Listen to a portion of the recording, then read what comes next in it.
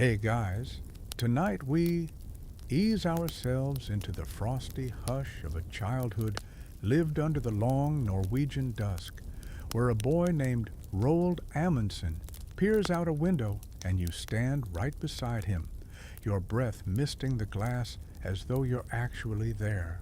Snow presses against the panes, a dim lantern sways in the hallway, and you already sense you probably won't survive this, because honestly, polar exploration is not the kind of hobby you pick up unless you're trying to impress someone you'll never actually meet. So, before you get comfortable, take a moment to like the video and subscribe, but only if you genuinely enjoy what I do here. Let me know your location and the local time, because somehow it's always soothing knowing we're drifting off together across continents. Now dim the lights, maybe turn on a fan for that soft background hum, and let's ease into tonight's journey together. You find yourself following a young Amundsen, thin, observant, slightly broody, across the creaking wooden floorboards of his family home in Borge.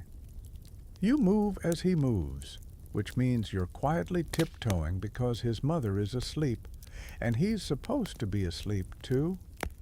The lantern in his hand flickers like it's trying to signal a secret. From the look in his eyes, you know he's already imagining himself somewhere inconveniently cold. Outside, the Norwegian countryside sleeps under its usual blanket of thick winter quiet. You can almost smell the salt of distant fjords. Amundsen stares out at a sky so pale it feels like a lid pressed onto the world. He's young, around 15, but already cultivating that strange attraction to dangerous weather. A mainstream historical fact sneaks in here. By the time he was in his teens, Amundsen was obsessing over the diaries of John Franklin's Arctic expeditions. He devoured stories of ice-locked ships and frostbitten crews the way other kids devoured candy. You imagine his family worrying, glancing at each other like, yep, this child is almost certainly going to sprint into a blizzard someday. You trail him into the small study where a map hangs crooked on the wall. You note how he reaches out and taps the high Arctic as if claiming it early. He runs his fingers along an imagined route, murmuring something you can almost hear, something about how the cold demands a certain honesty. You, standing there with him in the dim hush, catch the sharp scent of old paper and drying ink. A fringe tidbit drifts into your mind. Amundsen supposedly slept with the window open year-round to toughen himself for polar life. If that's true, congratulations. You're now watching a teenager willingly letting the winter breeze slap him awake at 3 a.m. as part of his personal wellness program. He leans over the desk, flipping through a journal where he trains his handwriting to look like that of heroic explorers. The scratch of the pen is soft and rhythmic, like ASMR from the 19th century. You glance at the note he's scribbling, something about becoming a doctor for mother's sake, and you feel the tension rise. Historians still argue whether he ever seriously intended to pursue medicine or whether it was polite teenager speak for, "Sure, Mom?" But also, I might freeze myself to death on purpose. You follow him out into the hallway again, where the air tastes faintly of wood smoke. His older brothers have already taken up respectable careers, and his mother has very clear expectations about her last son joining them on the warm, safe side of life. But you watch Roald hesitate by the front door, staring into the darkness outside like it's whispering to him. He looks torn, not by fear, but by longing. You get the sense he'd rather sleep in a snowdrift than in a perfectly good bed. Relatable, you murmur to yourself, especially if that bed has sharp crumbs or laundry you forgot to fold. As the lantern dims, he slips upstairs. You pad behind him, your steps silent on the worn treads. In his bedroom, the window is indeed wide open. The curtains billow softly. Your eyelashes frost just looking at it. He settles onto the mattress, cocooning himself in blankets, yet insisting on leaving one arm exposed like he's negotiating with the cold for custody. As he falls asleep, you feel his dreams take shape around you, muted landscapes of drifting ice floes, the groan of pressure ridges shifting under moonlight, the distant bark of unknown dogs. You feel how these visions press into him, turn him inward, make him restless. He isn't dreaming of fame. He's dreaming of a frontier so quiet and untouched that it feels like slipping into another universe. You can almost hear a future echo, men shouting his name on the ice, the crack of sled runners, the whip of canvas sails stiff with frost. Still, you sense the weight of expectation settling on his chest. His mother, stern but loving, has already planned a neat, predictable future for him. She thinks if she keeps reminding him about medical school, he'll forget about the kind of places where your tears freeze before they fall. But you, standing at the edge of his dreamscape, already know that cold is the one thing he never forgets. You slip into the next morning. The sun rises late, as though the sky is procrastinating. You find him trudging across the snowy yard to chop wood, the axe glinting in that pale northern light. Every strike sends a puff of cold powder drifting upward. He moves with determination, as if the simple chore is part of training for a life he hasn't admitted out loud. You notice how he pauses sometimes, listening to distant gulls, maybe imagining a ship, maybe imagining himself on its deck, surrounded by mist and salt. One joke lands lightly in your mind. He chops wood like someone who's already preparing to build a cabin somewhere no sane person has ever considered living, like the middle of an ice sheet. Another reveals itself as he tries to warm his hands by blowing on them, muttering an early prototype of, "Why is it so cold?" This will, of course, become his life's catchphrase.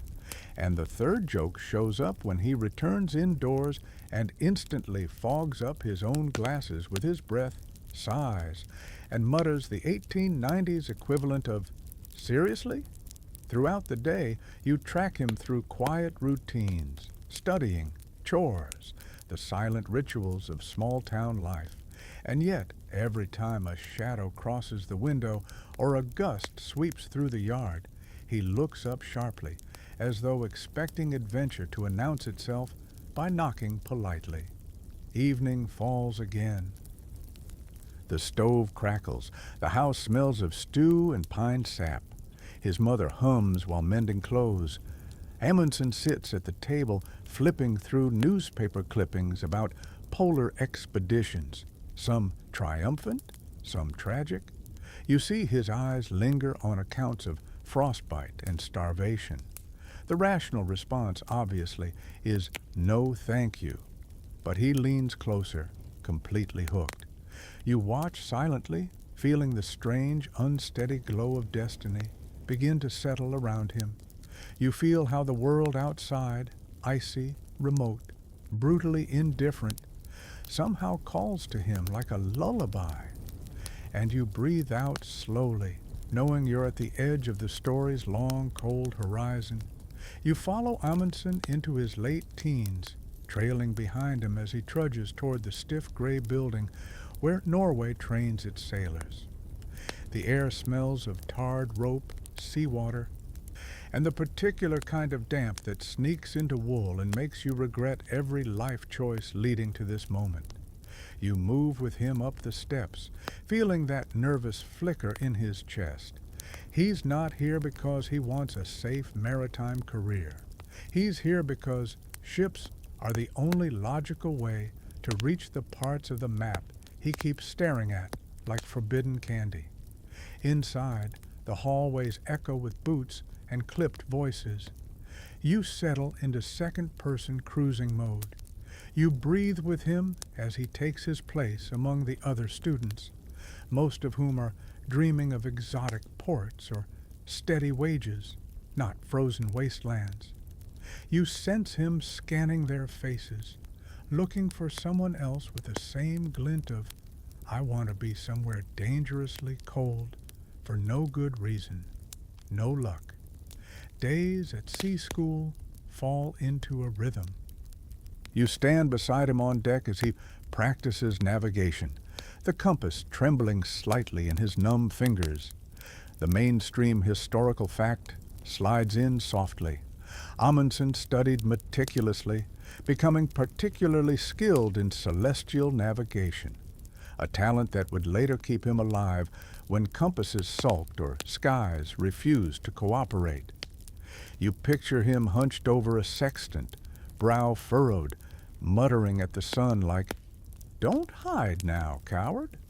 First light joke, the sun absolutely ignores him, as usual. You watch him cleaning the deck until it gleams, hauling ropes until his hands develop those explorer calluses, and learning the strict patterns of watches. That odd training for both sleep deprivation and extreme boredom. He adapts quickly, but you notice how his mind is always drifting north or south, toward ice, toward silence. While other cadets dream of tropical shore leave, Amundsen imagines dog sleds and frozen mustaches. You're standing there, shivering sympathetically, because even in dreams he refuses to pick anywhere warm. Every morning he joins the crew at dawn, eyes squinting into rising light that seems indecently bright after short winter nights. He's learning to read waves, clouds, and wind patterns, absorbing the language of the sea like he's preparing for some enormous test with extremely high stakes, like survival. And yet, there's something gentle in the routine.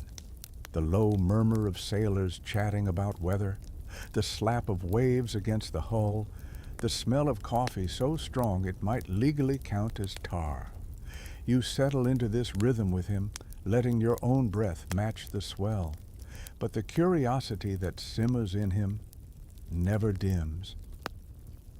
One quiet evening, you trail him to the ship's bow.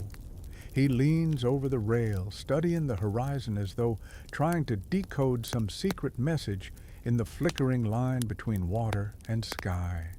The wind is sharp, needling your ears, but he doesn't mind.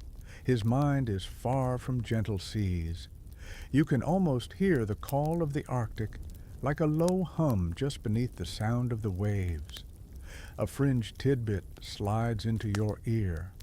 Amundsen used to bring extra reading material aboard, expedition accounts that other sailors considered either inspiring or mildly deranged.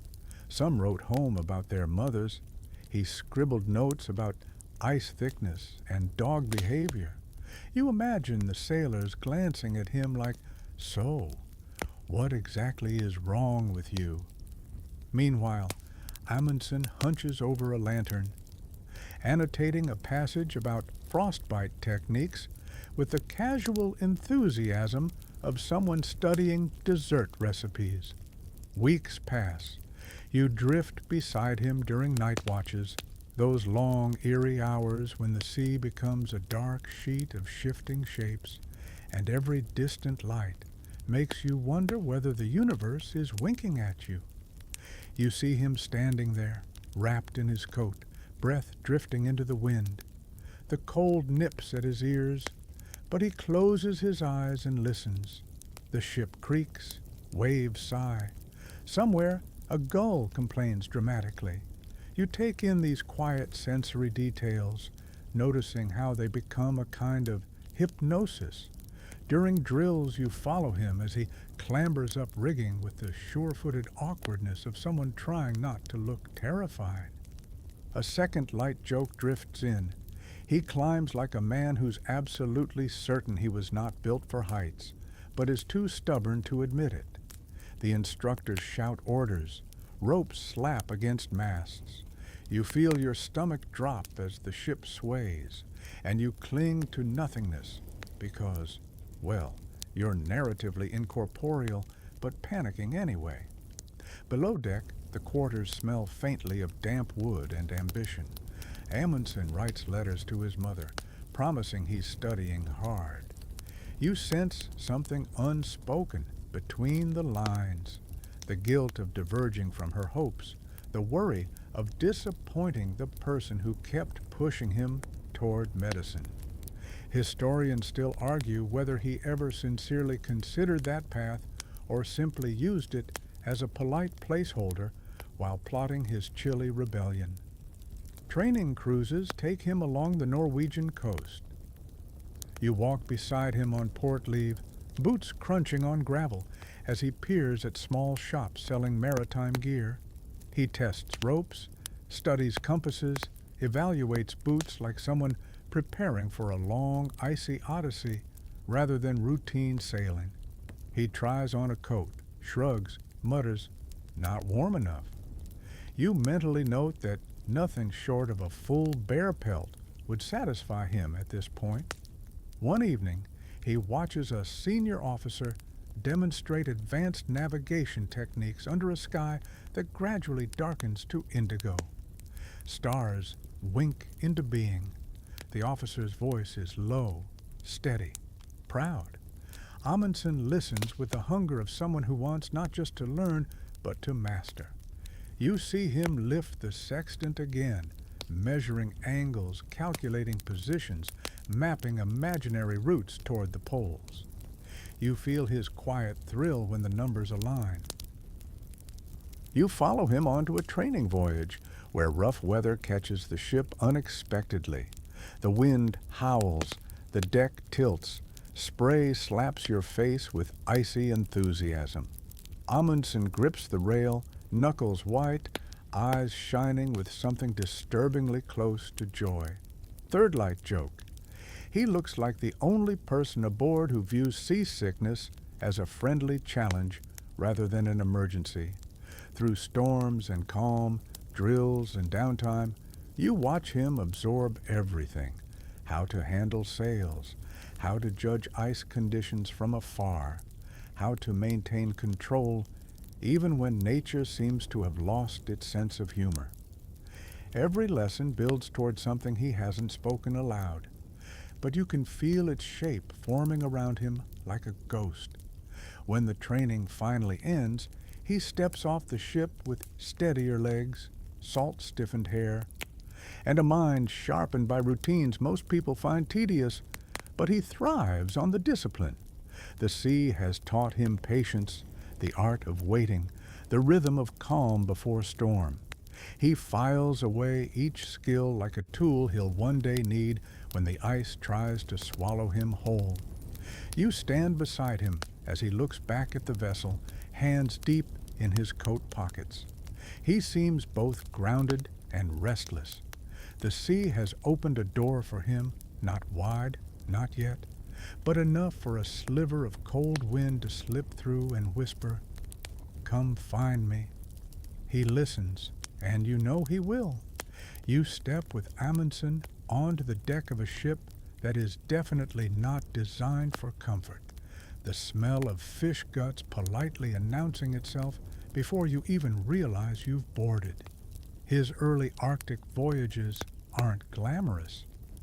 They're more character building, in the sense that every part of your body that can be cold will be cold, and every chore is a humble reminder that the world does not care about your personal comfort. You trail behind him as he joins a crew bound for the waters around the Arctic archipelagos.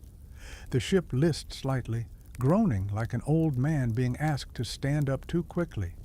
Waves slap the hull with that icy sting you can practically feel through the soles of your boots. You grip the rail beside him, pretending you're braver than you are, but your breath fogs so intensely it looks like you're trying to exhale a cumulus cloud. This is Amundsen's first real brush with the North, the Arctic grit he thought he already understood from books, but is now discovering has a far less poetic, far more chapped lips and frozen eyelashes vibe.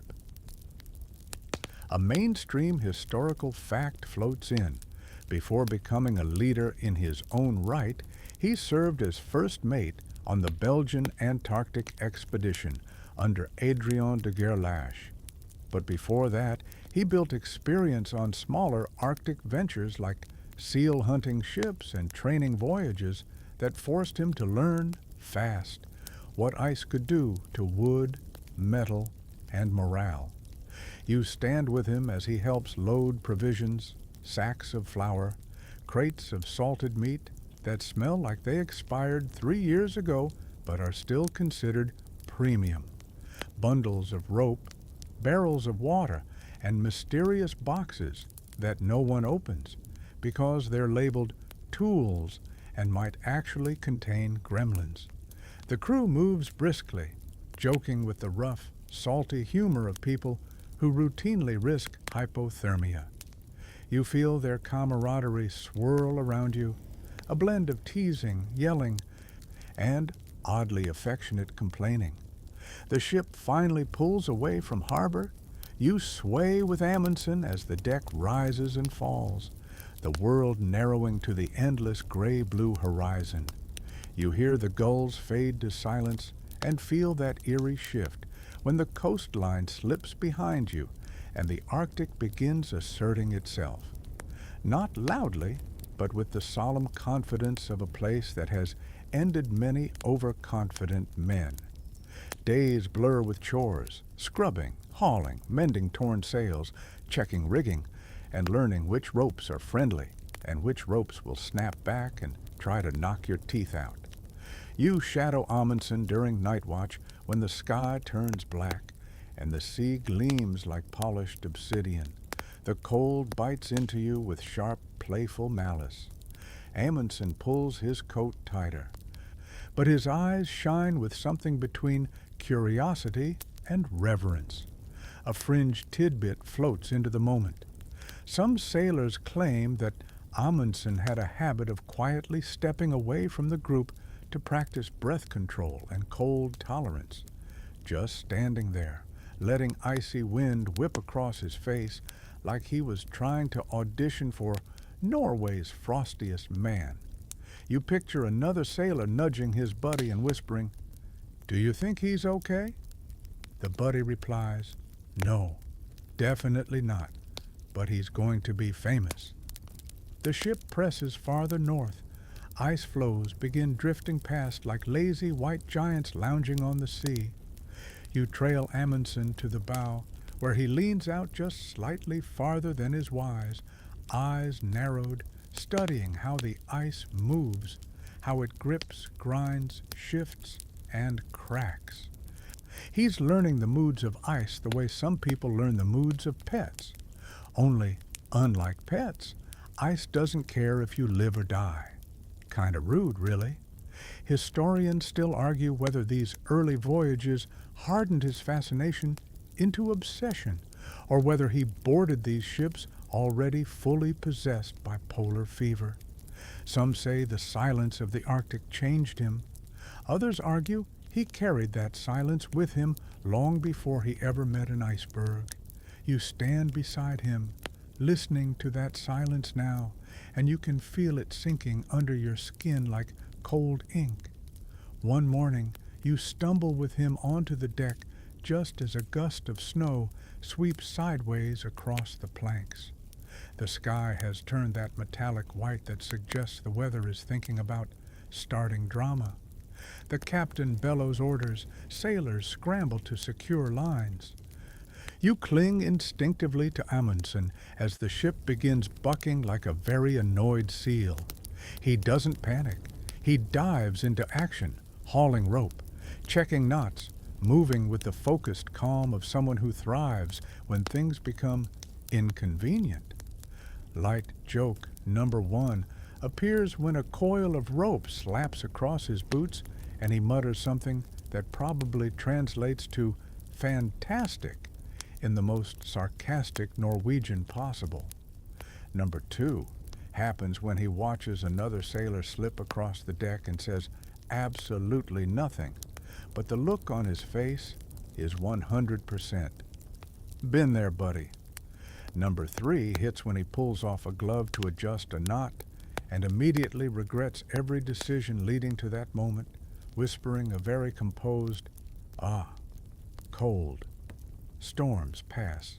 Sunlight returns. The Arctic reveals itself again, wide, white, indifferent. The ship glides between ice floes with the grace of a stubborn brick, and you feel Amundsen soaking in every detail. How the ice reflects light, how it creaks under pressure, how different types form under different temperatures. He's building an internal library of ice knowledge that will one day save lives and occasionally doom them, because exploration is sort of a chaotic neutral field. You follow him during a landing party when the ship anchors near a barren ice-lashed island. You step onto the shore with him, boots crunching through snow crust. There's no smell, no bird song, no plant life, just wind sweeping across rock and ice. He inhales deeply, as if this emptiness feels like home. You feel the strange comfort bleeding into you, a sense that this stillness is sacred in its own way. Crewmates wander about, stretching legs, complaining about cold toes. Amundsen wanders farther than he should, eyes scanning the horizon. You follow, the silence pressing in. He kneels to inspect a patch of ice, runs his glove across it, studies it like a treasure rather than frozen water. You see something click in his expression, something like belonging. Back aboard, the days grow shorter. The cold sharpens. You stand with him as he watches the sun dip below the horizon and stay there longer each night. This pattern, cold, silence, challenge, feeds something inside him. You feel it growing like a slow-burning fire in his chest. When the voyage finally returns to Norway, the ship sliding back into familiar waters, you watch Amundsen step onto the pier with the posture of someone who left pieces of himself in the north and plans to retrieve them later. He carries that chill inside him now, not just physically, but spiritually, like a compass that will only ever point toward ice. He doesn't know it yet, but you do. He's not done with the Arctic, not by a long shot. You step back into Amundsen's world just as he's pacing along a creaking dock, boots thudding in a rhythm suspiciously similar to someone trying to hype themselves up for a questionable life decision. The year is edging toward the early 1900s, and you can feel the restlessness rolling off him like cold steam. He's tasted the Arctic, felt its silence coil around him, and now the idea of returning to normal life feels about as appealing as licking a metal pole in winter. So you follow him as he turns from the sea toward a small Norwegian warehouse, its plank walls warped by decades of salt and weather. Inside, you smell wood shavings, damp wool, and an almost painful level of hope. Amundsen is preparing for something enormous, the slow, stubborn, patience-testing quest through the fabled Northwest Passage, a route so legendary and so miserable that anyone chasing it must have either remarkable courage or the kind of optimism that keeps therapists in business. He runs a hand along the hull of a tiny vessel sitting on blocks in the dim light. The Gür. You blink at it, surprised. It's small, like maybe we shouldn't sail this into an ocean. Small. Like, is this actually a boat or a very confident bathtub? Small. But Amundsen's eyes glow with the gentle mania of someone who believes he can coax history out of a vessel that looks like a children's toy compared to the hulking ships that failed before. A mainstream historical fact drifts in. The Gjøa was indeed a small, rugged vessel, just about 70 feet long, far tinier than the expedition ships that had famously been crushed or stranded in Arctic ice. Its size was part of the strategy. A small ship meant maneuverability, easier heating, and fewer crew to feed. You stand beside Amundsen as he inspects every beam, every nail, every seam, making sure the vessel is as sound as his dreams, though arguably those dreams are not sound at all. You wander with him through the cramped interior. The bunks are so close together you could sneeze on someone in your sleep. Please don't. And the galley is just big enough for one person with the self-esteem of a sardine. Amundsen beams proudly, though. You attempt to beam too. You fail. A fringed tidbit surfaces. Amundsen insisted on installing an unusually robust heating stove because he refused to let the crew freeze unnecessarily. Reasonable, and because he hated cold toes. Extremely reasonable. But this heater would later become the cause of endless complaints about overheating in the tiny quarters. Imagine being in the Arctic while someone shouts, "Can we please turn the heater down?" Humanity contains multitudes. You follow him outside as he gathers a small crew, 6 men in total. They line up awkwardly, bundled against the wind, each one wearing an expression somewhere between "this will be historic" and "this might be the dumbest decision I've ever made." Amundsen looks them over with quiet intensity. He doesn't need the biggest ship or the largest crew. He needs teamwork, grit, and the ability to not lose their minds after months surrounded by nothing but ice and each other's chewing sounds. Supplies begin arriving, sacks of flour thudding onto the dock, crates of tinned food stacked carefully, coils of rope dragged inside. You stand with Amundsen as he checks inventory, brushing chalk dust from his gloves. He's meticulous, painfully so. You see him double-check the dog sled parts, the spare sails, the repair kits, the medical supplies, the barrels of fuel oil. He even counts the socks, twice. You whisper, "Respect," under your breath. Light joke number 1 lands when he lifts a crate labeled "miscellaneous useful stuff" and mutters something like, "We'll see." Even he doesn't fully trust past Amundsen's labeling choices. You move with him as he consults maps, huge sheets spread across a rough wooden table. The Northwest Passage snakes across the top of Canada like a half-erased sketch, more theory than reality. No one has successfully navigated the entire route by ship before. Amundsen's finger traces the line from east to west, slow and steady, almost tenderly.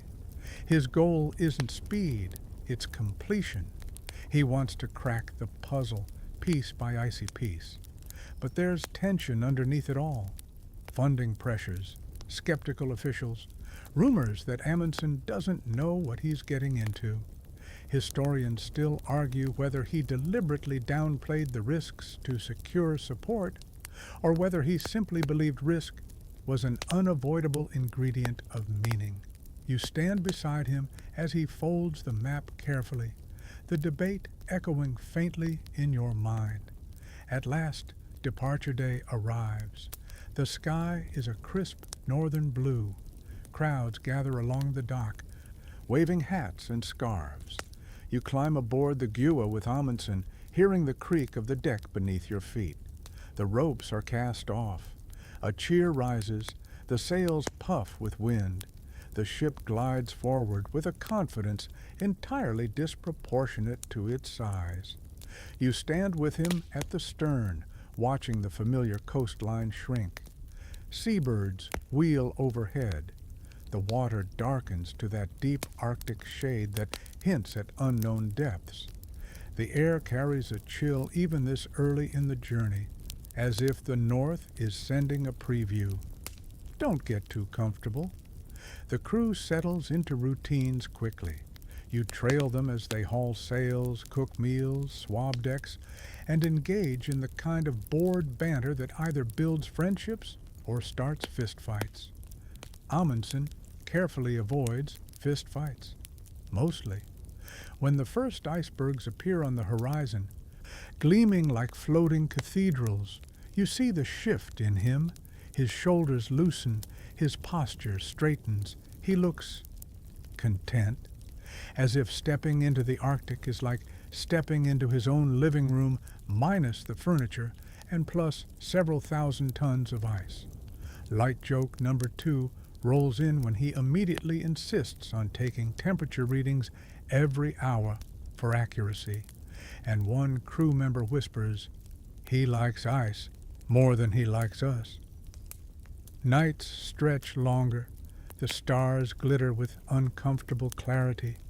You feel the cold start to seep in more deeply, even though you're a narrative passenger and technically immune to frostbite. The Gjoa nudges between patches of drifting sea ice, her small size allowing maneuvers that bigger ships couldn't dream of. Amundsen stands at the bow, often, hands clasped behind his back, studying the ice like a language only he can read. You feel the quiet thrill in him, not adrenaline, but purpose. The Arctic isn't a danger to him, it's a partner in an elaborate dance. Light joke number 3 lands when he attempts to look dignified while a gust of wind snatches his hat and sends it flying. A sailor retrieves it. Amundsen mutters, "Thank you," as if the wind personally betrayed him. You glide alongside him as the Gjoa pushes deeper into the north, each mile folding the world behind you and stretching the unknown ahead. The crew works steadily. The ice thickens, the days shorten, but Amundsen's focus sharpens like a blade honed by cold. He's committed now. The Northwest Passage lies before him like a riddle carved in ice, and he has every intention of solving it. Slowly, methodically, stubbornly. And you? You're right there with him, boots planted on the deck of a tiny ship starting an enormous journey. You step back into the story as the Gjoa nudges through a narrow channel of drifting ice, the air so still you can hear snowflakes landing on the deck like tiny apologetic taps.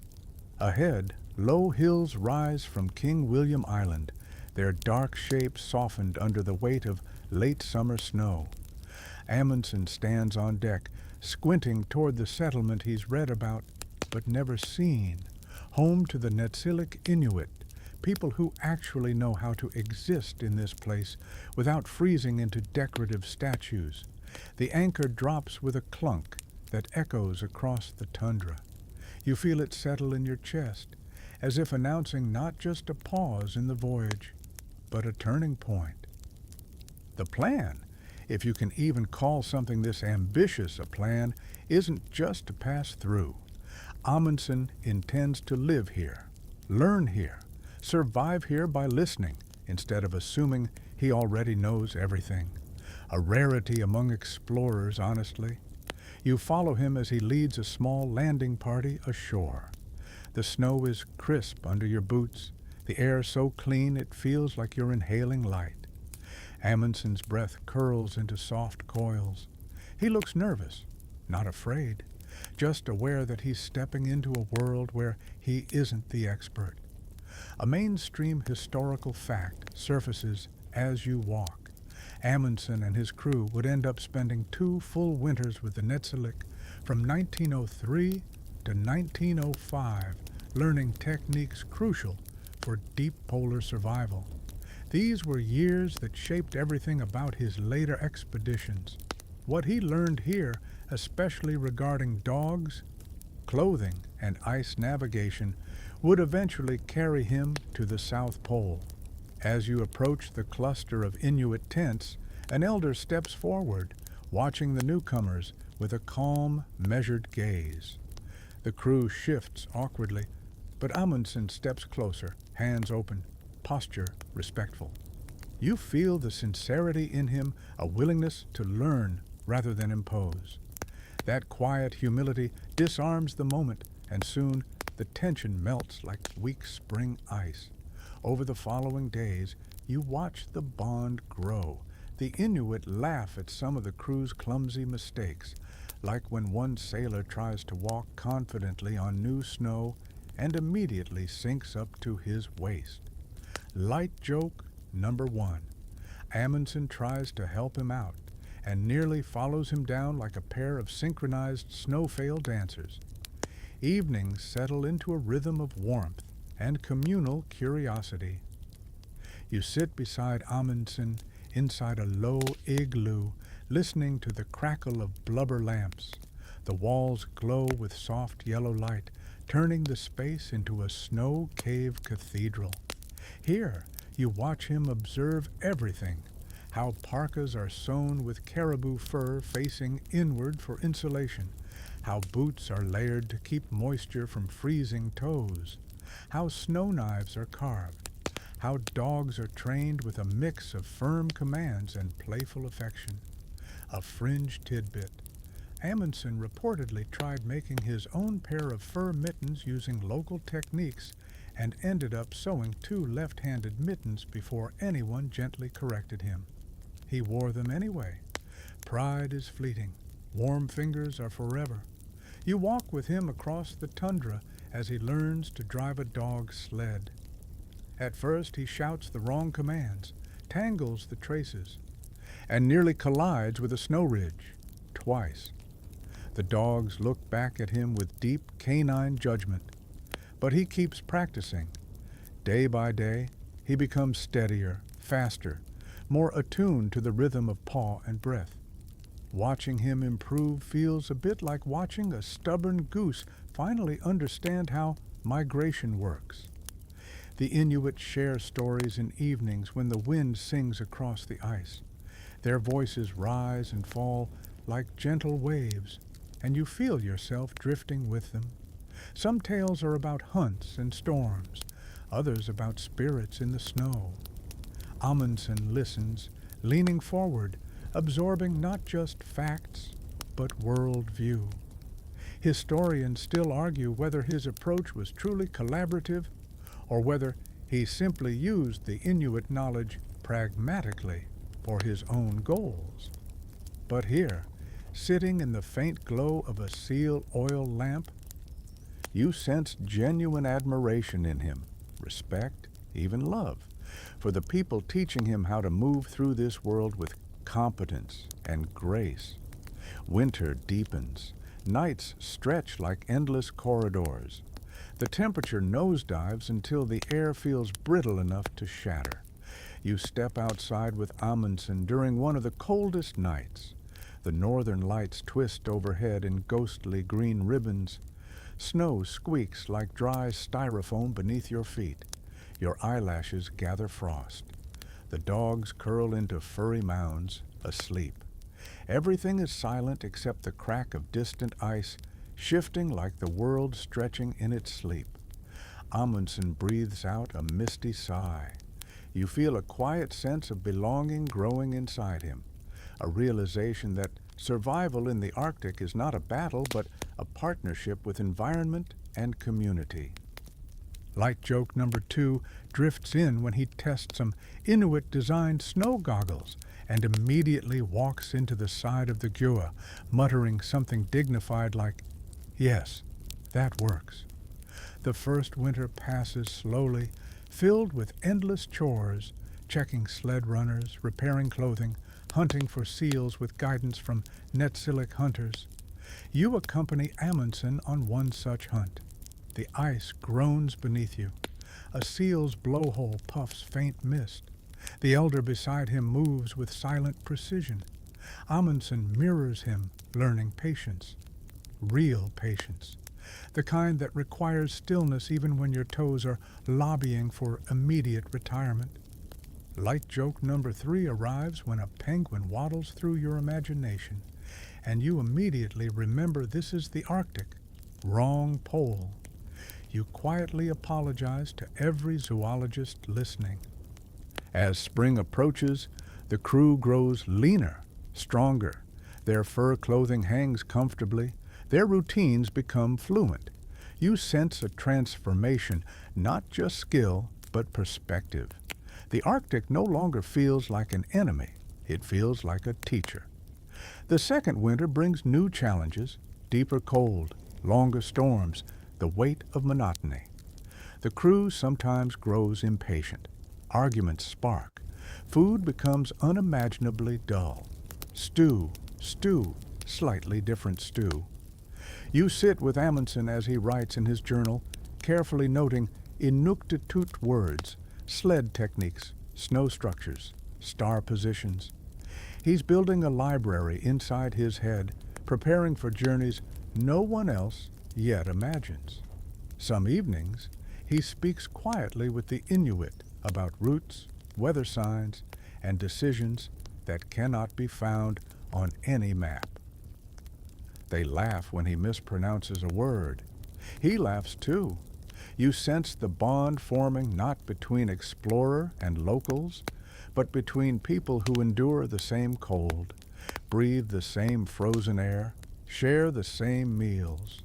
When summer finally begins to melt the ice, the crew prepares to continue westward.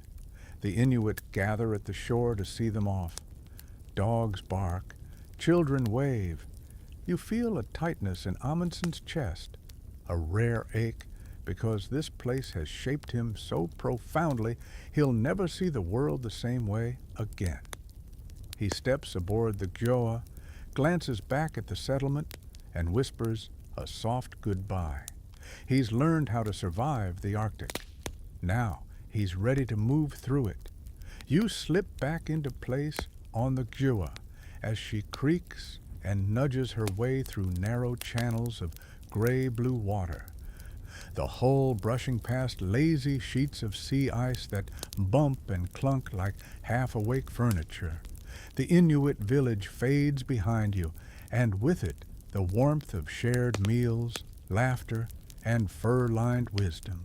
You feel Amundsen standing beside you at the rail, shoulders squared against the wind, eyes fixed westward, not in triumph, but in something quieter, steadier. Determination with a hint of, please let the ice behave. The ship is tiny in this vast labyrinth of islands and frozen waterways, so tiny that you sometimes imagine the Arctic squinting at it like, seriously? You're back with this toy boat again? But Amundsen believes in it, and, somehow, you do too. The next stretch of the Northwest Passage is not a sprint, but a slow glacial drift west. Days blend into weeks, weeks slide into months. The rhythm is hypnotic, like the sea itself has decided to lull you into a trance. You feel it in your breath, long and slow. Every morning the crew rises to the same routines: chop ice, check dogs, patch sails, mend clothing, take depth readings, chip frost, repeat. You watch Amundsen step into the same footprints he left yesterday, and the day before, and the day before that. Tiny echoes of each other, stitched across the ice. If monotony were an Olympic sport, this crew would take gold. A mainstream historical fact drifts into the pace. No European expedition had ever successfully navigated the Northwest Passage in a single continuous voyage before this. Ships had tried for centuries, some vanishing, some trapped for years, some meeting endings so grim you do not mention them before bedtime. But Amundsen's plan is different. Not brute force, not speed, but patience. Endless, maddening patience. You feel that patience as you pace the deck with him. The air is so clear it almost rings. The sun hits the ice at low angles, making everything glitter like a frozen dream sequence, or a set of sparkly knives, depending on your mood. Light joke number 1 arrives when Amundsen tries to take depth soundings, drops the lead line, and mutters a Norwegian phrase that probably translates to lovely, while a crew member pretends not to be laughing.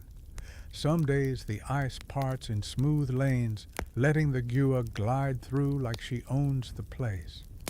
Other days, ice closes in so fast you swear it's doing it on purpose.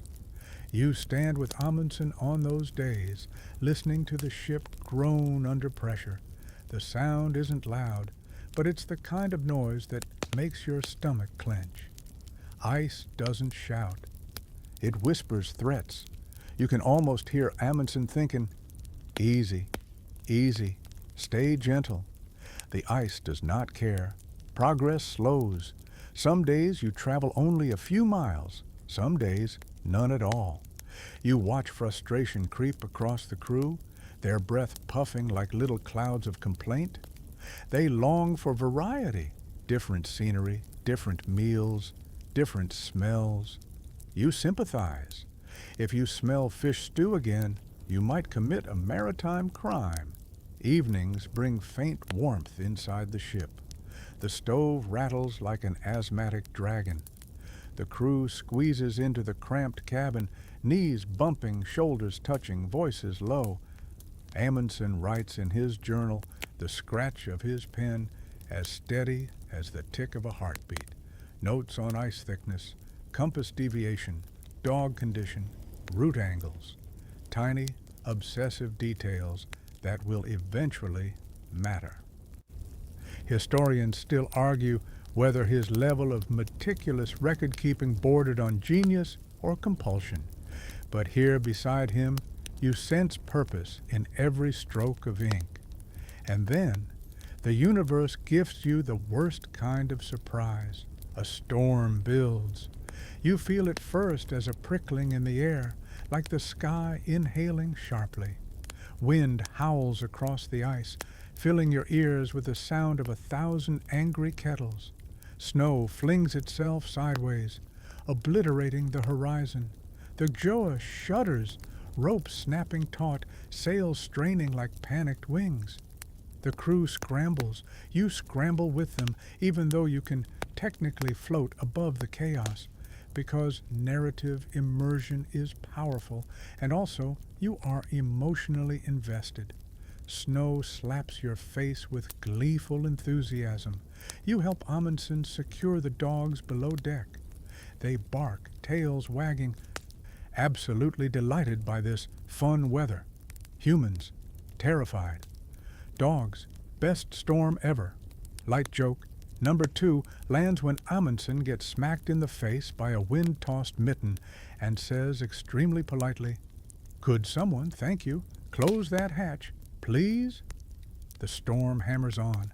Hours pass, or maybe days. Time becomes meaningless when the world is white noise and rattling boards. But eventually, slowly, the wind dies. The snow drifts settle. Silence creeps back like an apology. The ship is encased in a fresh shell of ice, and so begins the year, and then another, of frozen stillness. You walk with Amundsen across the ice beside the Gjoa, the snow crunching underfoot. The ship looks like it's sleeping, frozen into a cradle carved by winter itself. The men build snow walls, strengthen the mast, ensure nothing cracks under pressure. You breathe in the cold, sharp, and clean, like inhaling diamonds. The monotony deepens. You feel the sameness pressing on your shoulders. Days measured by lamp oil, nights by frost patterns on the walls.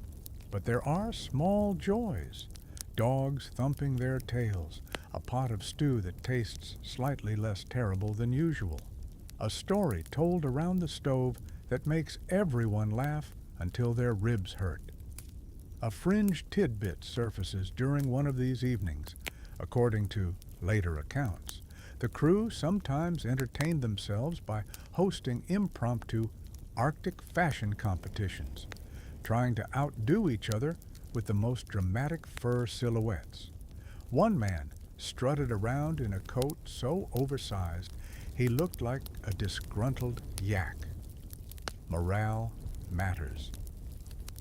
Light joke number 3 arrives when Amundsen tries to join the competition, but accidentally puts his parka on backward, creating the world's first and last reverse hood explorer chic. But beneath the laughter, the mission continues. Amundsen calculates magnetic variation, painstakingly recording data that will redefine charts worldwide. He refines sledging skills. He studies the shifting channels around King William Island. He waits. Waiting becomes the expedition's true test. It eats at the mind, but it also allows the ice to shift enough, finally, for a slender channel to open.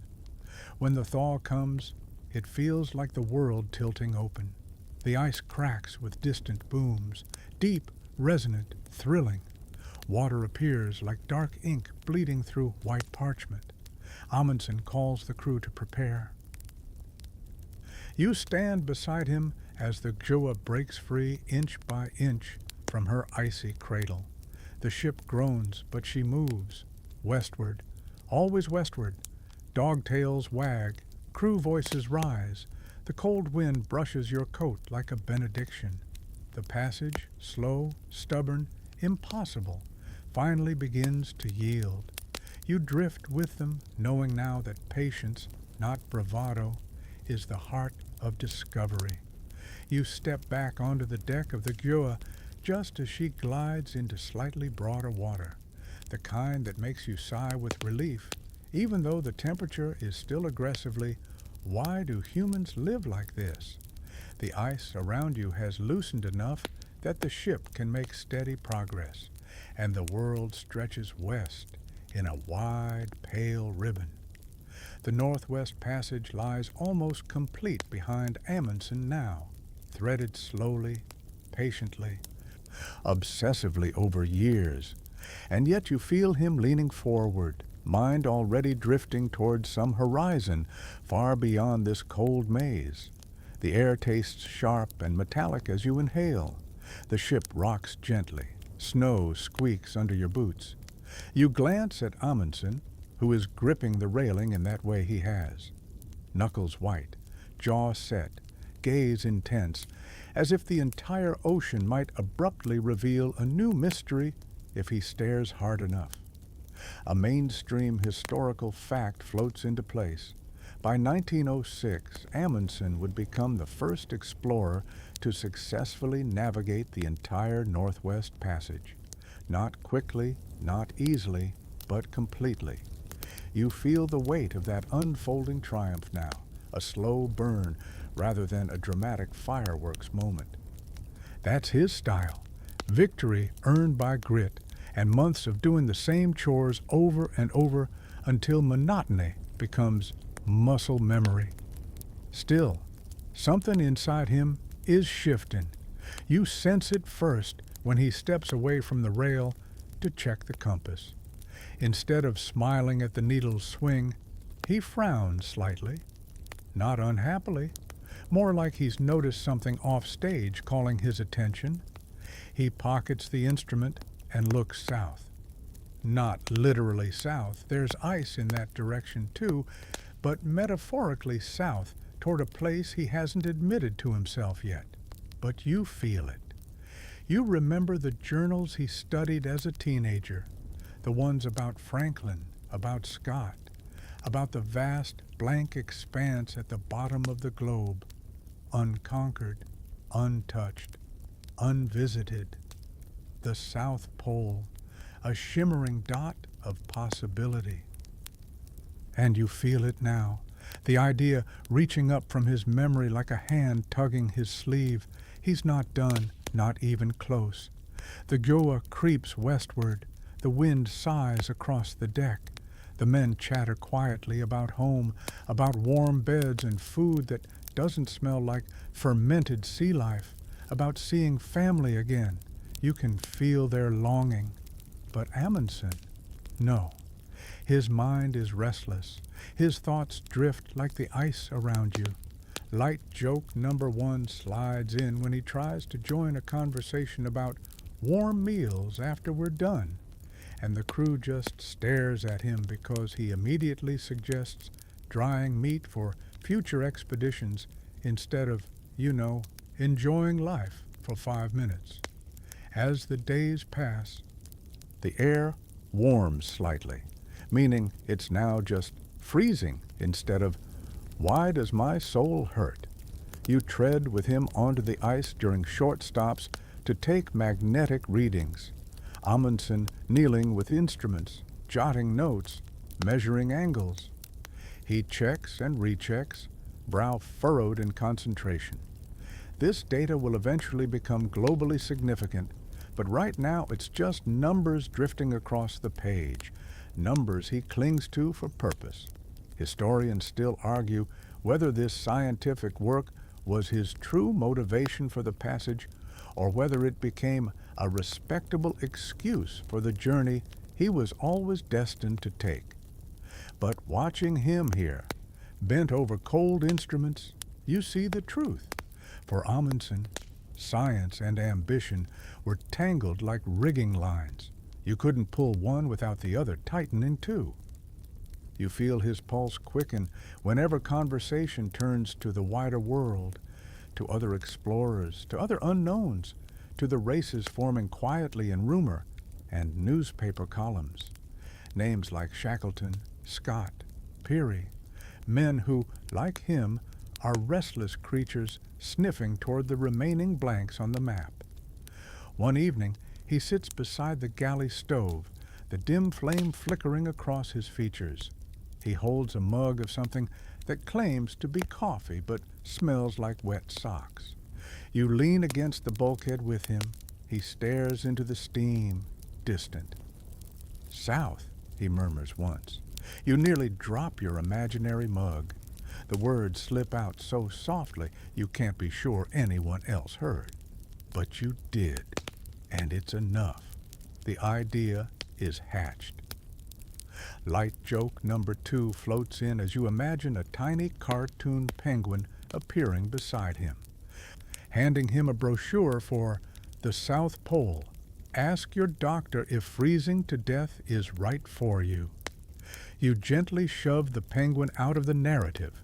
Wrong hemisphere again. But the point stands. His mind is wandering southward. The Northwest Passage journey continues. Slow, steady, rewarding in a deeply exhausting way. Some days feel almost cheerful, others not so much. The weather changes quickly. Ice returns unexpectedly. The Gjoa bumps into a floe so abruptly that Amundsen grabs the mast to steady himself and mutters something polite but murderous in Norwegian. Light joke number 3 comes when a dog sneezes so loudly Amundsen flinches like he's under artillery fire. The crew laughs. He tries not to smile, tries. As the ship rounds the final stretches of the passage, civilization begins to reappear. Distant shorelines no longer look like haunted white deserts. They look inhabited. You feel a strange mixture of relief and loss wash over you. The long drift west is ending, and with that ending comes a new beginning. Amundsen leans against the rail again, watching seabirds swoop over open water. The horizon looks different now, less icy, more forgiving. He should be relaxing, celebrating, planning a quiet period of rest, maybe. Instead, his eyes narrow with the same hungry spark you saw in him years ago as a restless boy staring out his bedroom window. You can almost hear the gears turning in his head. North conquered. What next? Where next? How far can I push myself before my crew stages an intervention? He's done something monumental, history-changing, but he doesn't glow with pride. He glows with the anticipation of new challenges, new dangers, new cold places to poke with a stick. And somewhere deep inside his thoughts, right behind the discipline, the planning, the calm, you feel the South Pole whispering, a blank, a challenge, a dream forming. He doesn't say it out loud again. He doesn't need to. You feel the shift within him. The Arctic has shaped him, but the Antarctic is beginning to call. You return to Amundsen's side at a moment when the world assumes he's resting, celebrating, maybe sipping something warm indoors like a normal person, but of course, you know better. Resting is not in his vocabulary unless it's followed immediately by briefly and before marching into another frozen nightmare. So you trail him as he steps into a quiet shed near Oslo, doors closed, lamps low, maps laid out like secret confessions across a workbench. The air smells of old wood, oil, and plotting, heavy plotting, the kind that would make a government official squint suspiciously. He smooths the creases of an enormous polar chart. The lines are faint, the details sparse. The bottom of the world yawns blank and untouched. Antarctica, vast and silent, like an invitation sent by a host who forgot to mention the dress code, is perpetual frostbite. You watch his eyes track along the imagined route, across the Ross Ice Shelf, up the Beardmore Glacier, onto the polar plateau, straight toward the South Pole, a place no human has ever stepped foot. A mainstream historical fact floats in.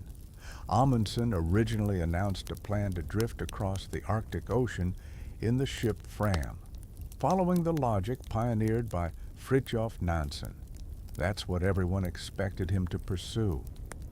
That's what newspapers printed. That's what funders believed, and yet here he is, quietly scheming to pivot from the top of the world to the bottom, with barely a whisper to anyone. Ambition is wild, but secrecy? That's where Amundsen becomes a professional. He leans over the table, pencil tapping thoughtfully. The room is so quiet you can hear the scratch of graphite like a tiny metronome. You feel him wrestling with logistics, food, fuel, dogs, men, timing. The calculations sprawl outward like frost patterns on glass. Success won't come from brute force. It will require precision sharp enough to slice through ice. He steps back and stares at the map, jaw tight. This is no impulsive dream. This is a mission forming with the slow, dangerous clarity of a blade sliding out of a sheath. Light joke number one drops in when he mutters something like, "Just a small change of plans," even though small here means literally the entire opposite side of Earth. You follow him into the next room where sleds are stacked against the wall. New ones, custom built, lighter, stronger, more flexible. He lifts one gently, testing its balance. Dogs yip in the distance, their voices rising in a harmony of chaos, and the faint sound tugs a smile onto his face. He's already imagining the team slicing over the Antarctic plateau, their breath crystallizing in the wind. And then come the dogs themselves. You accompany him to a training ground outside Christiania where dozens of Greenland huskies churn through snow like furry, happy blenders. They race, tangle, bark, argue, zoom around like caffeinated clouds with legs. Amundsen watches them with reverence, admiration, and the faint expression of a man realizing these creatures are smarter and more organized than some human crews he's worked with. A fringe tidbit drifts in. Amundsen personally tested the dogs' endurance by running them in long circuits, observing how they reacted to cold, stress, and commands. He even learned to mimic the Greenlandic dog calls, which startled one handler so much he dropped a harness and shouted something equivalent to, "Why is this man barking at us?" You watch Amundsen kneel beside one dog, an especially tough-looking male, and whisper encouragement. The dog responds by licking his face once and immediately stealing his glove. Respect must be earned. Training days pass in a whirl of barking, sled scraping, snow flurries, and chaotic team dynamics. Amundsen throws himself into the work. He jogs behind the sleds to test his stamina, practices loading strategies, takes notes on which dogs pair well, which fight, which love to lead. His breath puffs in steady clouds. His cheeks redden in the cold, and you feel him tightening, not with stress, but with purpose. Historians still argue whether his secrecy was genius or borderline betrayal. After all, he kept his new Antarctic plans hidden from his crew and funders until the Fram was already moving south. Some say it was necessary to secure backing. Others say it was unfair, even deceitful. But watching him now, hunched over gear and dog lines, you sense the weight of the decision. He's not hiding the truth for ego. He's hiding it because he knows hesitation kills momentum, and momentum is everything. He meets with trusted lieutenants quietly in back rooms and corners of shipyards. They speak in low voices about fuel depots, navigation routes, ice shelves. You catch fragments: food cache at 82 degrees, sledge weights, weather windows. Their words are sharp, clipped, threading a plan through the unknown. Light joke number 2 arrives when Amundsen tests a new stove design by lighting it inside a tent, promptly filling the air with smoke and emerging coughing like an annoyed dragon. He waves the fumes away, muttering, "Not ideal," while the crew tries not to laugh. Preparing for Antarctica means preparing for isolation so profound you can feel it press against your ribs just thinking about it. So he scoops up every bit of wisdom he gained from the Netsilik Inuit, the clothing, the sled designs, the dog handling, and integrates it into his strategy. Wool isn't enough. You need fur. Heavy boots? No. Soft, warm, layered footwear modeled on centuries of Arctic living. He tests everything. If it fails in Norway, it'll kill you in Antarctica. You trail him through rooms filled with gear, tents reinforced with extra guy lines, pemmican packed in tins, skis waxed and re-waxed until they gleam. He experiments with different harnesses, adjusting straps, checking angles, muttering small calculations under his breath. At night, he pores over journals from previous explorers, Shackleton's accounts, Borchgrevink's reports, the ill-fated stories of the Discovery expedition. He marks passages, scribbles margins, mutters occasional curses at decisions he considers foolish. You sit beside him in the lamplight, feeling the weight of decision after decision stacking like snow layers on a glacier. He sleeps little, plans much, always calculating, always refining. And then, finally, the moment comes when he must tell the crew. Aboard the Fram, anchored and ready for an Arctic drift, they will never begin. Amundsen gathers the men. You stand in the cramped mess hall as he clears his throat. The room quiets. He announces the truth. They're heading south, not north. You can feel the shock ripple, surprise, confusion, maybe a flicker of anger, but no mutiny.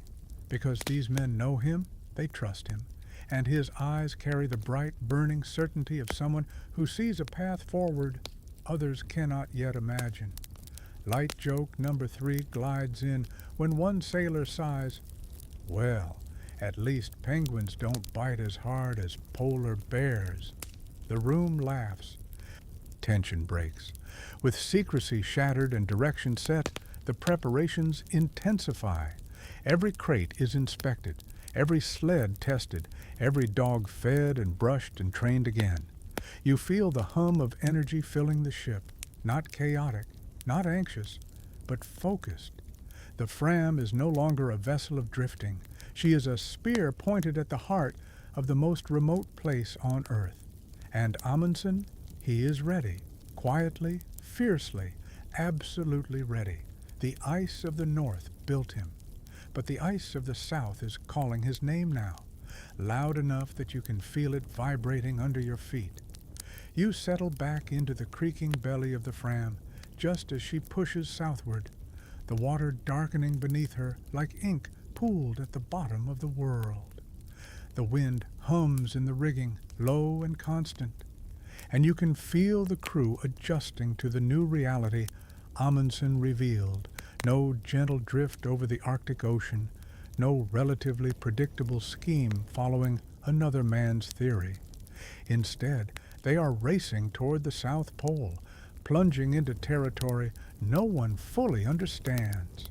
It's the kind of plan that makes you question your life choices, but also the kind that makes the air crackle with possibility.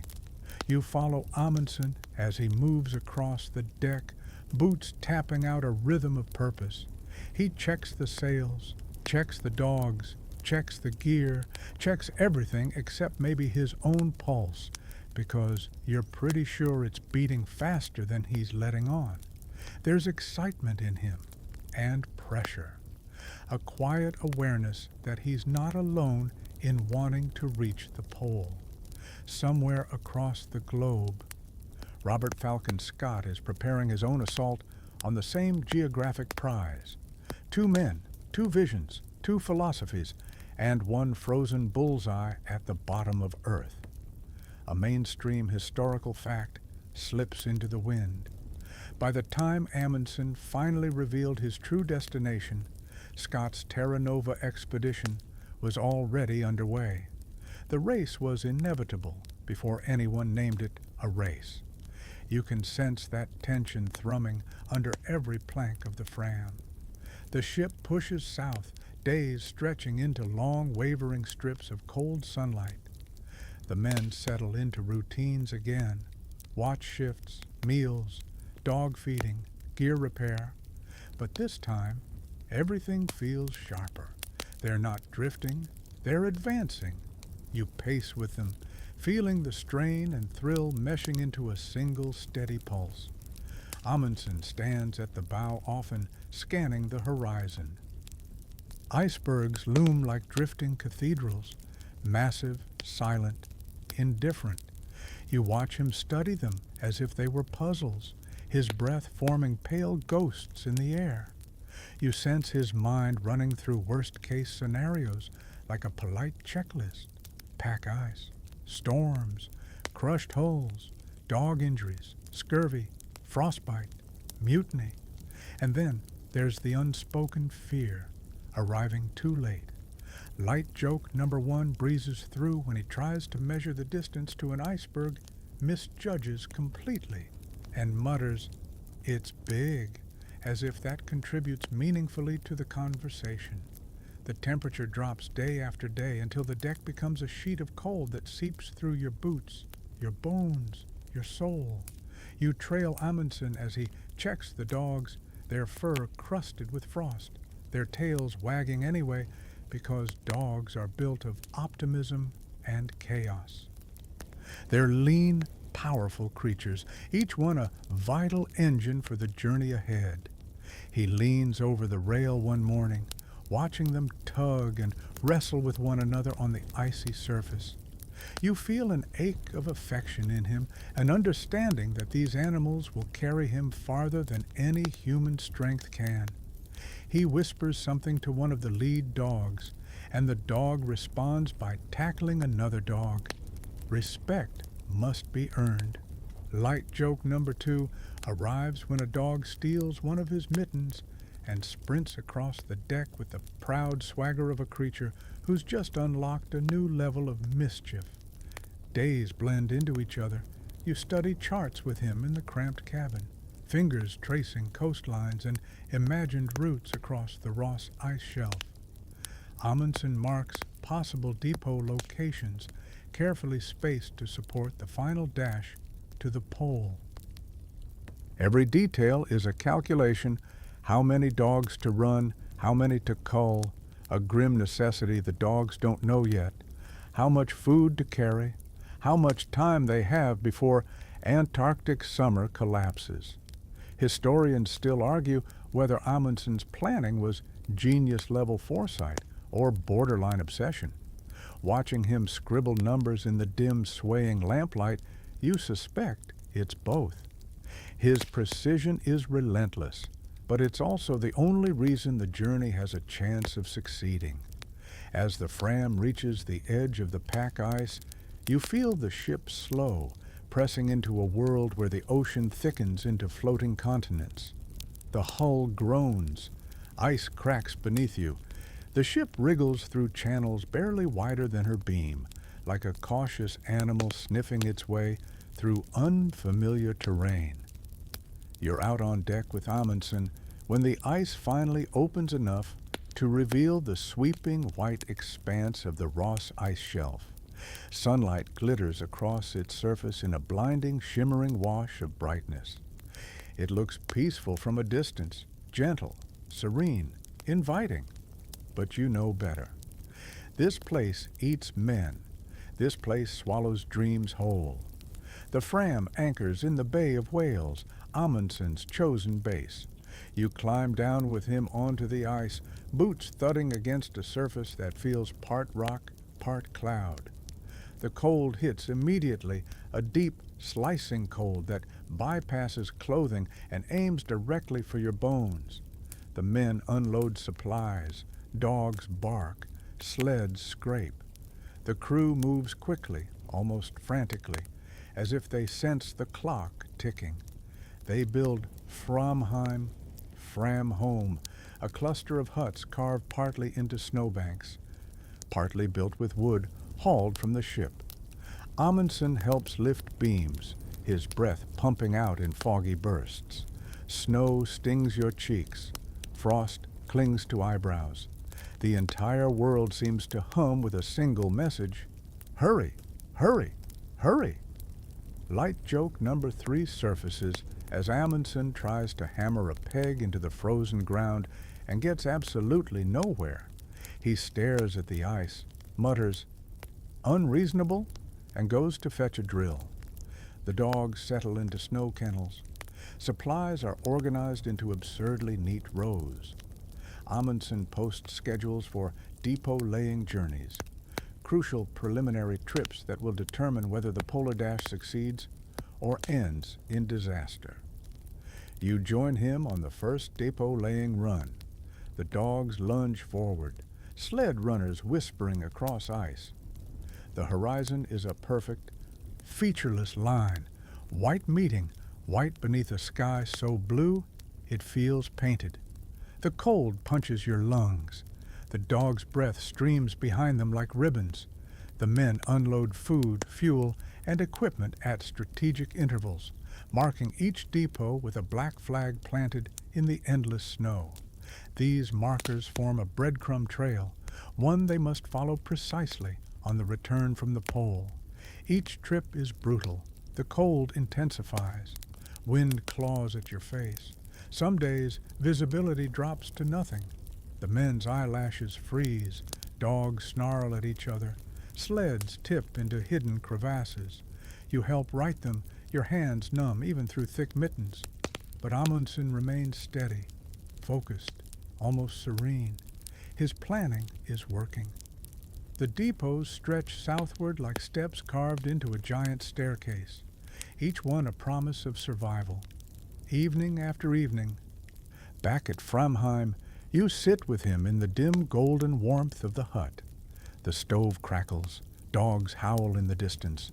The crew laughs, sometimes nervously, sometimes loudly.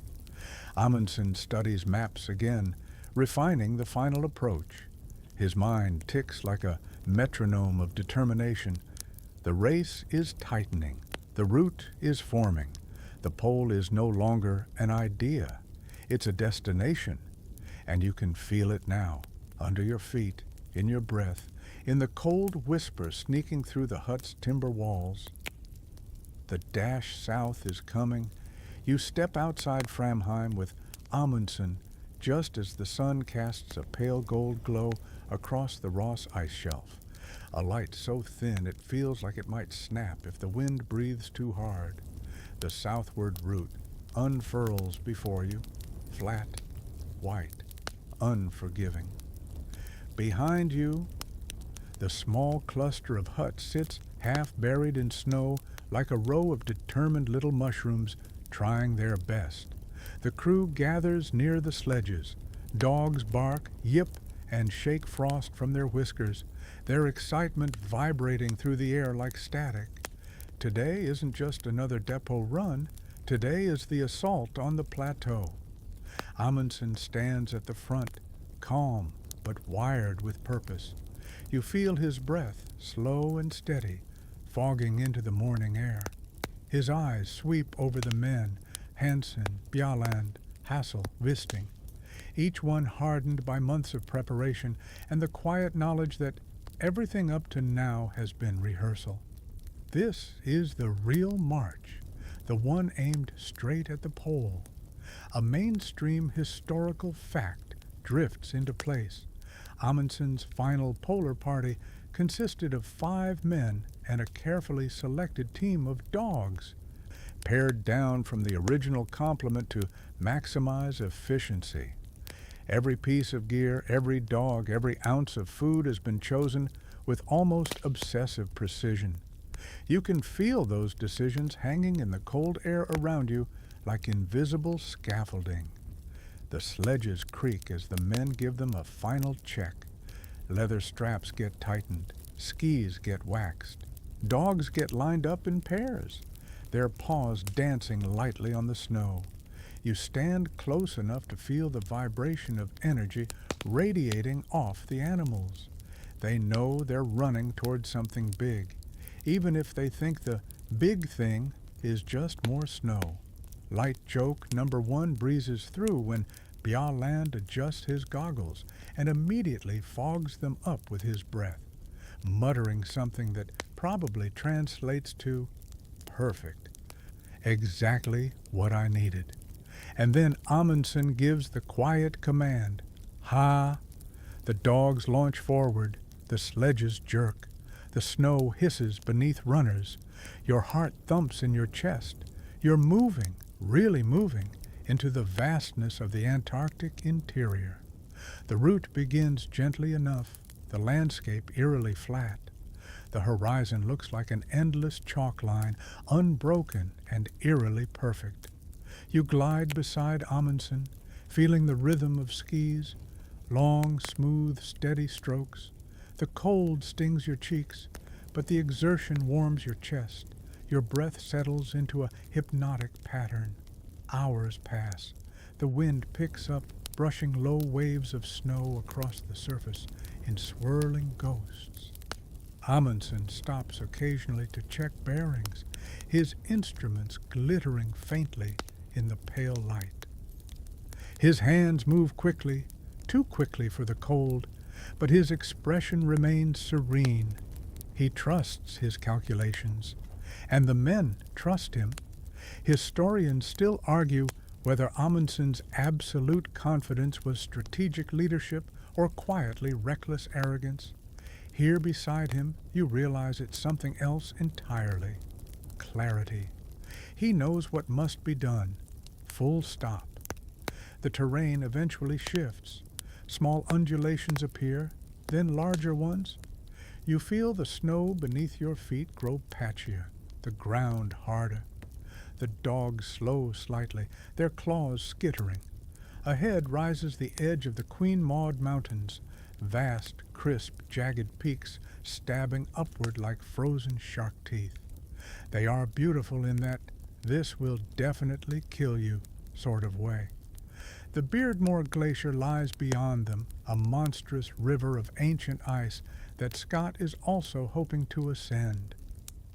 But Amundsen has chosen a different route, one he scouted during earlier depot runs, a hidden path through a valley he named the Devil's Glacier. Cheerful name, very reassuring. The ascent begins. You push forward alongside Amundsen as the sledges tilt upward, dogs leaning into their harnesses. The air thins, the cold sharpens, the altitude presses against your lungs like a fist. Snow hides crevasses, deep, silent, patient. The men probe ahead constantly with poles tapping for hollows. Every step is a question, every footfall a gamble. Then it happens, a soft whoomp, a sudden drop. The front sled jerks violently downward. You lurch forward, heart hammering, as a narrow crevasse yawns open beneath the runners. Dogs scramble, claws scraping ice. Hansen, acting on instinct, dives sideways to grab the gangline. His entire body weight dragging the animal sideways just enough to shift the sled out of danger.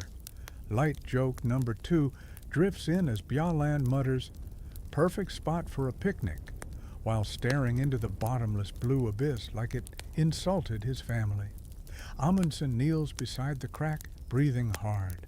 His face is pale, but not from cold. That was a close one, too close. You feel the tremble in the air around him. Not fear, exactly, but heightened awareness. The glacier does not want visitors, but they're not turning back. They push on.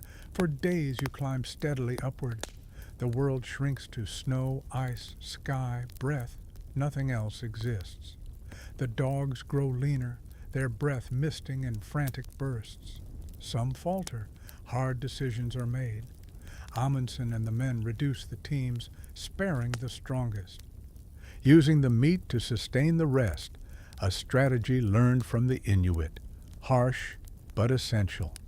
At night, tents flap wildly in katabatic winds that roar like an angry god. You sit with the men in cramped canvas shelters, glowing orange from lantern light. Frost crystals form on the walls, glittering like tiny stars. The stove hisses. The air smells faintly of pemmican and exhaustion. Light joke number 3 arrives when Wisting tries to dry his socks by hanging them over the stove and accidentally creates what can only be described as sock jerky. Every morning they break camp and climb higher. The plateau finally reveals itself one afternoon with a dramatic suddenness. You crest a rise, and the land around you flattens into a massive, endless white plain. The Antarctic Plateau, the roof of the world. Wind sweeps across it in long sighs, carrying snow in thin, shimmering sheets. You feel Amundsen exhale, a long, controlled breath. This is it. This is the final stage. The journey across the plateau is long but steady. No storms, no crevasses, just relentless cold and miles of shimmering nothingness. The monotony is so intense you swear you can hear your thoughts freezing for entertainment. Amundsen calculates their position daily, marking progress on his map, adjusting course with surgical precision. The men follow his lead, trusting every decision. Finally, after weeks of climbing, sledging, freezing, persevering, you feel it. A shift, a hush, a gravity in the air. Amundsen checks his instruments one last time, the needle settling into its final truth. They have arrived at the South Pole. He steps forward, plants the Norwegian flag into the snow, and for a long moment the world feels impossibly still. No cheering, no music, just breath and wind and the quiet crackle of frost. You stand beside him, feeling the enormity of it, the Earth's axis beneath your feet, history settling around you like falling snow. They did it. But the journey back? That's another challenge entirely. You stand with Amundsen at 90 degrees south, the silence around you so complete it feels like the air itself is holding its breath. The flag flutters weakly, more shivering than waving in the razor-cold wind. The men gather close, their faces red and cracked, their clothing stiff as armor. It should be a triumphant moment, the kind people imagine as fireworks and fanfare, but instead it's quiet, understated, almost solemn, like the ice itself is reminding you that victory here always comes at a cost. Amundsen takes a deep breath. It fogs into a soft cloud that disappears instantly. You can tell he's already thinking ahead because reaching the pole isn't the end of anything. It's the midpoint of a very long, very dangerous round trip. You feel his mind tick forward, calculating distances, fuel, food remaining, dog strength, weather trends. It's almost unsettling how quickly he shifts from conquest to logistics. But that's Amundsen. Celebrate? Sure. Later. Maybe. Survive first. The men take a few photographs with frozen fingers. They build a small cairn with a tent marker and leave behind a message for Scott, who they assume will arrive eventually. A mainstream historical fact drifts in. Scott did arrive, over a month later, only to discover Amundsen had beaten him. That difference in timing would prove catastrophic for Scott's team. When the last measurements are recorded and the last items packed, Amundsen gives the soft order to turn back, and just like that, they pivot away from the very point they spent years pursuing. You walk with them, retracing your steps across a landscape that hasn't changed at all. The ice does not care that you accomplish something historic. It does not applaud. It does not part to ease your way home. It just waits, patient, expressionless, ready to swallow the unprepared. The dogs lurch into motion, the sledges scrape, the plateau stretches endlessly behind you. The return journey begins. The cold somehow feels sharper on the way back, like the wind knows you're tired and wants to test your limits. The men ski in a tight line, breath puffing in rhythmic bursts, legs aching. Amundsen glides at the front, pace steady but not harsh. He reads the mood of the team the way a musician reads a room. Subtle shifts, quiet signals, little tells. He leads not by shouting, but by setting an example so consistent it becomes a kind of gravity they all fall into. Light joke number one drifts in when Bjaland, master ski runner though he is, suddenly hits a tiny drift the wrong way and face plants into the snow with a muffled whoomph. He pops up fast, covered in frost, pretending nothing happened, and you sense all 5 men silently agreeing never to mention it again. As the days stretch into weeks, routine takes over. Ski, run dogs, eat, sleep, ski again. The landscape repeats in hypnotic sameness, but the depots appear exactly where Amundsen placed them, black flags spearing the horizon, little miracles of foresight. Without those markers, the return trip would be nearly impossible. With them, it becomes a test of endurance rather than chance. Historians still argue whether Amundsen's depot system was simply excellent planning or whether he enjoyed a streak of strategic luck, especially with weather that remained more stable than expected. Watching him now, gliding with methodical calm, you suspect it was a perfect mix of both. One night, in a cramped tent that sighs and rattles in the wind, the men eat a meal of pemmican and chocolate. It tastes like salty candle wax mixed with sweet candle wax. But at this point, flavor is a luxury they no longer require. Amundsen writes in his journal by lantern glow, recording distances covered and dog fatigue levels. The ink freezes if he moves too slowly. His fingers tremble, but his writing stays neat.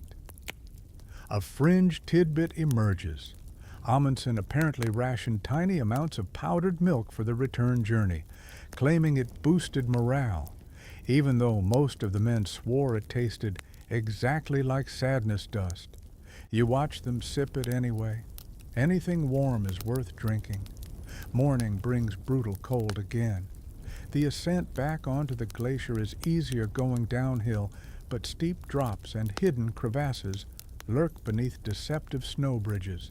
The dogs, exhausted but loyal, work miracles. They obey voice commands instantly. turning, slowing, shifting weight. Each action the result of months of training. Then, inevitably, something goes wrong. A sledge skids too sharply. A rope snaps. Hassel nearly goes into a crevasse before Hansen grabs his harness and yanks him back with superhuman reflexes. The wind howls across the gap in a low moan, like the glacier is disappointed to lose its catch.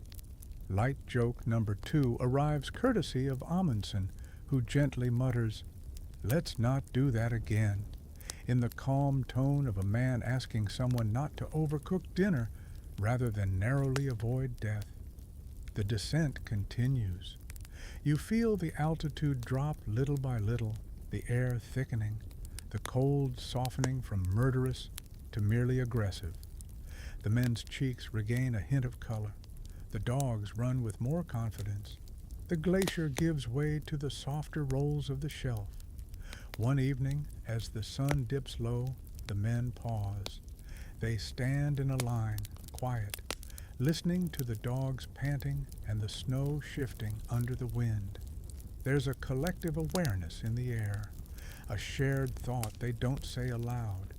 We might actually make it. Framheim appears on the horizon days later, small, dark shapes half buried in white.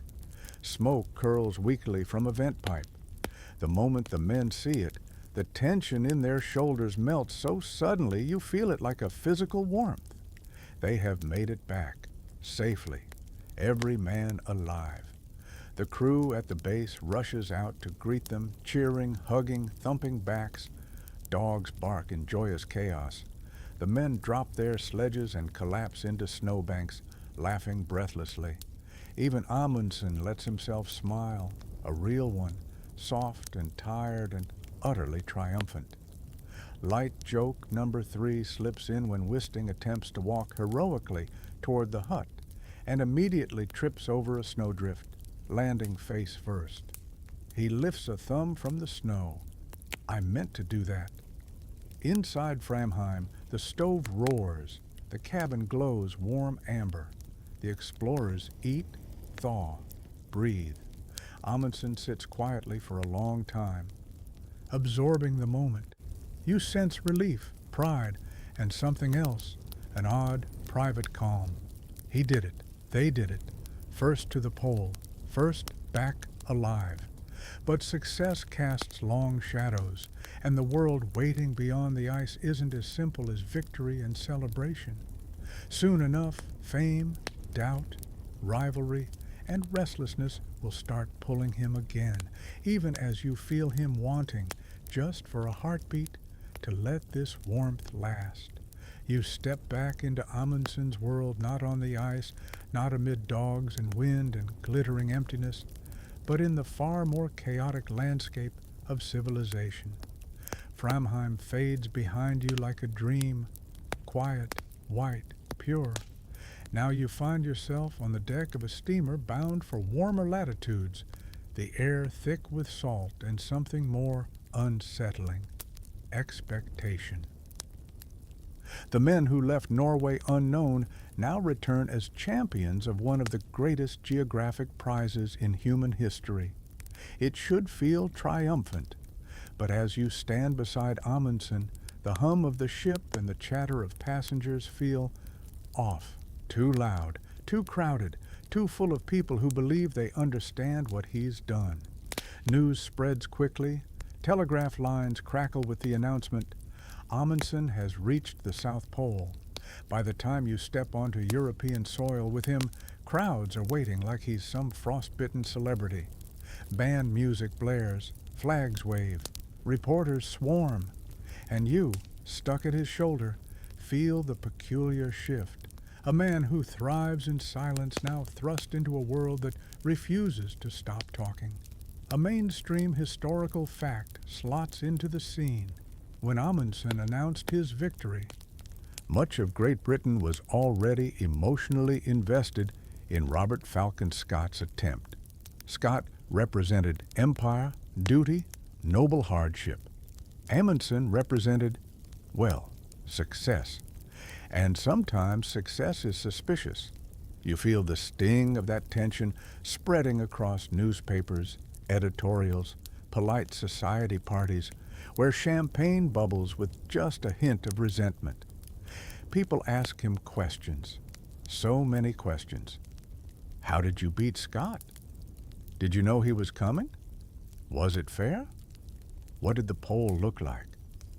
What do you think Scott will find when he gets there? You watch Amundsen answer quietly, calmly, offering facts where he can and silence where he must. But beneath that calm, you sense a rift forming, part admiration, part hostility, part awe, part jealousy. Fame has teeth. Light joke number one wanders in when a journalist asks if Antarctica was cold, and Amundsen gives him a look so flat it deserves to be preserved in a museum. Yes, he replies, a bit. Money follows fame, or at least opportunities disguised as money. Lectures, endorsements, book deals, dinners with sponsors who pretend they always believed in him. Audiences lean in, breath held, as he describes winds so sharp they felt like knives, dogs running in perfect rhythm, the flag planted quietly at the earth's axis. But all the while, you feel him drifting, not physically, but mentally, away from warm rooms, away from crowds, toward the kind of silence you only get when the world is trying to freeze you. Historians still argue whether he ever enjoyed fame or merely tolerated it as a necessary burden. Sitting beside him on a lecture stage as he shifts uncomfortably in his stiff uniform, you're pretty sure it's the latter. Then comes the blow. Word arrives of Scott's fate. You feel the air leave Amundsen's lungs. Scott and his companions reached the pole, found Amundsen's tent and message, and died on the return. The British public grieves deeply. Blame begins to swirl in the air like a storm, subtle at first, then sharper. Some whisper that Amundsen stole glory, that his secrecy was dishonorable, that he undercut Scott, that the race killed him. Amundsen doesn't respond to accusations, but you feel the chill in him, a weight that settles in the quiet corners of his mind. A responsibility he never asked for, but cannot entirely shake. Crowds cheer him in some cities. They glare in others. He learns to smile politely through both experiences, but afterward, behind closed doors, you sense the weariness in his shoulders. The South Pole gave him everything he aimed for and cost him more than he expected. Light joke number two slips in when a dinner host insists on serving authentic expedition food and presents a plate of flavorless pemmican lumps. Amundsen stares at it like it's a personal attack. No, he says gently, just no. Yet, despite fame's sharp edges, restlessness stirs in him again. You feel it every time he glances east or north or anywhere that isn't a carpeted lecture hall. He tries running a shipping company for a while, an entrepreneurial attempt at settling down. You follow him through cramped offices filled with papers, schedules, invoices, and frustrated sighs. Within weeks, it's obvious. Amundsen running a business is like a polar bear trying to do ballet. Possible in theory, unwise in practice. The business fails spectacularly. He tries another path, fundraising for new expeditions. But fame is fickle. The world has moved on to new fascinations, new heroes, new adventurers. People shrug. They say the poles are conquered. They ask what more there is to discover. You feel the spike of annoyance in him, subtle but sharp. The poles are not simply places. They're challenges, mysteries, obsessions. But explaining that to people who have never felt wind freeze their eyelashes is a losing battle. So he turns again to the thing he knows best, exploration, even if it means reinventing himself. A fringe tidbit floats in. Amundsen attended flight school in his late 40s, learning to fly under instructors who reportedly had no idea they were teaching one of the world's greatest explorers. One remarked afterward, he was quiet, determined, terrible at small talk. You join him at an airfield where the scent of gasoline and hot metal replaces the clean bite of snow. Airplanes clatter across the runway, the sky buzzes with engines, and Amundsen's eyes, those same tired eyes, light up in a way you haven't seen since before the dash to the pole. Air travel offers speed, possibility, danger, all in dizzying amounts. Light joke number 3 arranges itself when Amundsen tries to adjust his pilot goggles and smacks himself in the face. He does not acknowledge this event. Fame still shadows him, tugging at his coat, demanding attention he doesn't want to give. But the air offers freedom, new territory, new ways to chase the edges of the map. You feel him leaning toward that sky, toward lighter, faster vessels, toward a new frontier after the ice and snow. Polar conquest gave him a name. Aviation will give him wings, and danger, ever loyal, will follow him into the clouds. You catch up to Amundsen on a breezy airfield somewhere in Europe, the grass rippling under the prop wash of a training aircraft, while oil fumes and excitement mingle in the air like an odd new perfume. This is not the white silence you're used to sharing with him, no soft crunch of snow, no breath-freezing cold, no dogs barking in joyful chaos. Instead, the world hums, engines cough and roar, mechanics shout over gusts of wind. The sky, wide, restless, unpredictable, beckons him the way ice once did. He stands beside a small biplane, goggles dangling around his neck, hair ruffled by the wind in a way that almost makes him look relaxed. Almost. You sense a familiar restlessness simmering beneath his stillness. The South Pole brought him fame, but also scrutiny and the slow tightening of the world's expectations. Here, in the early days of aviation, he finds a frontier no one truly understands yet. It's dangerous, experimental, thinly researched, a place where death and discovery sit shoulder to shoulder in every cockpit. And for Amundsen, that combination is irresistible.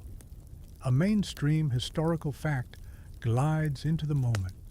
By the late 1920s, airships and airplanes were becoming essential tools for polar exploration.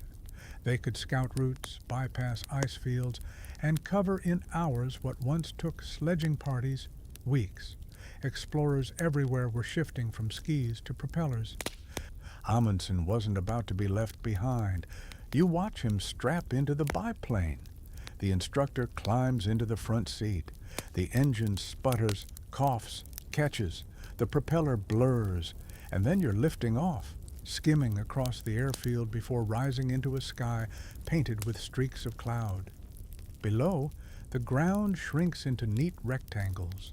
Roads coil like pale ropes. Hills become bumps. Forests turn into soft green carpets. Amundsen's face is priceless. Eyes wide, jaw set, expression halfway between terror and delight. You sense his thoughts racing. This is faster than skis, less predictable, more dangerous, perfect. Light joke number 1 surfaces when the plane hits a small pocket of turbulence and Amundsen grips the cockpit as if he's trying to bend metal with his bare hands. The instructor turns around and shouts, "Relax," which is very optimistic advice for a first flight. The aircraft lands with a bounce that rattles your bones. Amundsen climbs out, legs wobbling, but there's a spark in him you haven't seen since the moment he first gazed across the Ross ice shelf. The sky is a new polar region, open, vast, and entirely indifferent to human ambition. He trains relentlessly. He studies navigation again, this time with altimeters and wind charts instead of compasses and sled lines. He takes lessons in mechanical repair, though he never entirely grasps why airplanes have so many parts that insist on braking. He practices takeoffs and landings in every weather he can find. Snow? Fine. Wind? Fine. Fog? Probably fine, but he learns quickly that aviation fog is substantially ruder than polar fog. You follow him into the hangar where blueprints of early airships are spread across long tables. Massive vessels, floating giants, emerge from the sketches. They promise endurance, stability, and the ability to cross thousands of miles without landing. And Amundsen's mind jumps ahead faster than his pencil can follow. Historians still argue whether he fell in love with airships because of their practical potential or because they felt like the next natural step for someone accustomed to commanding big, unwieldy things in unforgiving environments. Standing beside him as he studies the gas chambers, gondolas, and rigging diagrams, you suspect it's both. Then comes the Norge, a sleek Italian-built airship under the command of Umberto Nobile, a man with just as much ambition and twice as much flair. Amundsen joins forces with him, an uneasy partnership from the start. You feel the tension flicker around their interactions like static electricity. Nobile loves attention. Amundsen tolerates it. Nobile loves engineering details. Amundsen loves results. Both men want the glory of crossing the Arctic Ocean via the North Pole. Light joke number 2 arrives when Nobile insists on being photographed from his good side, and Amundsen mutters, "The north side is fine," as if that clarifies anything. Together, they assemble an international expedition: pilots, navigators, meteorologists, mechanics. Dogs are notably absent this time, a fact Amundsen mourns quietly. The Norge looms over the airfield like a silver whale tethered to earth against its will. Inside the gondola, instruments gleam: altimeters, compasses, drift meters, all modern miracles compared to the gear he used in Antarctica. The Arctic wind sharpens as you climb aboard for the first test flights. The airship rises smoothly, silently, hovering above the earth with a grace no plane can match. Amundsen moves from window to window like a kid exploring a museum, eyes scanning the landscape below. No dog tracks, no sled ruts, just open sky and shifting weather. You feel the pull in him. The North is calling again. A mainstream historical fact settles into place. In 1926, the Norge completed the first undisputed transpolar flight, departing from Svalbard, crossing the North Pole, and landing in Alaska. Amundsen, Nobile, and the crew became the first humans to unquestionably fly over the pole. You're with them in the gondola when the Arctic Ocean stretches beneath you in enormous, fractured mosaics of ice. The horizon glows blue-white. Clouds drift beneath the ship, thin as silk. Below, the polar ice cap looks like the world's most dangerous jigsaw puzzle. The atmosphere hums with cold and possibility. Light joke number 3 breezes by when Amundsen tries to wipe frost from a window and accidentally smears it worse, muttering something equivalent to hopeless glass. Hours pass. Navigation gets tricky. Compass readings waver. Drift calculations require constant adjustments. But then, the moment arrives. The crew gathers near the instruments. The navigator announces the coordinates. You feel a hush fall through the gondola. They are over the North Pole. For Amundsen, who has spent a lifetime moving across ice on skis and sleds, arriving in silence, suspended thousands of feet above the ground, feels unreal. Beautiful, almost too easy, but also the culmination of everything he's learned. patience, navigation, cold weather resilience, and now the fragile mastery of air itself. The Norge drifts onward, engines humming steadily. The pole passes beneath you like a whispered secret. But victory doesn't end tension. When the airship lands in Alaska, the world erupts in excitement, and rivalry erupts with it. Nobile and Amundsen clash publicly over credit. Who led? Who planned? Who deserves recognition? Historians still argue this point fiercely, and even your perspective from inside the gondola doesn't reveal a simple answer. Their personalities graded, their ambitions tangled, their success split into two competing legends. After the mission, Amundsen steps back from the public feud with the same quiet exhaustion you saw after the South Pole triumph. Fame again feels too loud, too messy, too full of egos. He tries lecture circuits again. They feel hollow. He tries retirement. It feels suffocating. Because the truth is simple, even if he never says it aloud. He needs the unknown. He needs the cold. He needs the sky. And the sky, in turn, still has one final challenge waiting for him. A rescue mission, a disappearance, and a legacy written into drifting ice and fading contrails. You find Amundsen standing once again on a wind-scoured airfield, but this time the energy around him is different, edgier, heavier, threaded with urgency instead of ambition. He's older now, weathered not just by cold and altitude, but by fame, arguments, debts, and the slow ache of realizing the world has changed faster than he has. The crash of the Norge partnership still echoes faintly in the air, but today something else is calling him back into danger. News has arrived.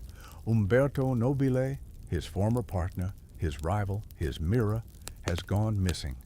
His new airship, the Italia, crashed somewhere on the drifting Arctic ice.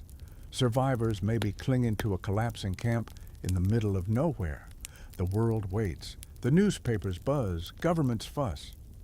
But Amundsen, he doesn't hesitate. Rescue is a language he understands better than applause. You walk with him toward a slender rescue aircraft being fueled in the frigid wind. The engines rumble uncertainly. The pilots whisper concerns. The weather looks unstable, with clouds piling on the horizon like bruises. But Amundsen's jaw sets with that familiar, stubborn determination. He has spent a lifetime surviving the places most likely to kill him. How could he do anything but go? A mainstream historical fact settles into your thoughts. On June 18, 1928, Amundsen boarded a French Latham 47 seaplane to search for Nobile and his crew. The aircraft took off into fog and was never seen again. Wreckage later washed ashore. No bodies were found. You feel the weight of that knowledge like a stone in your coat pocket.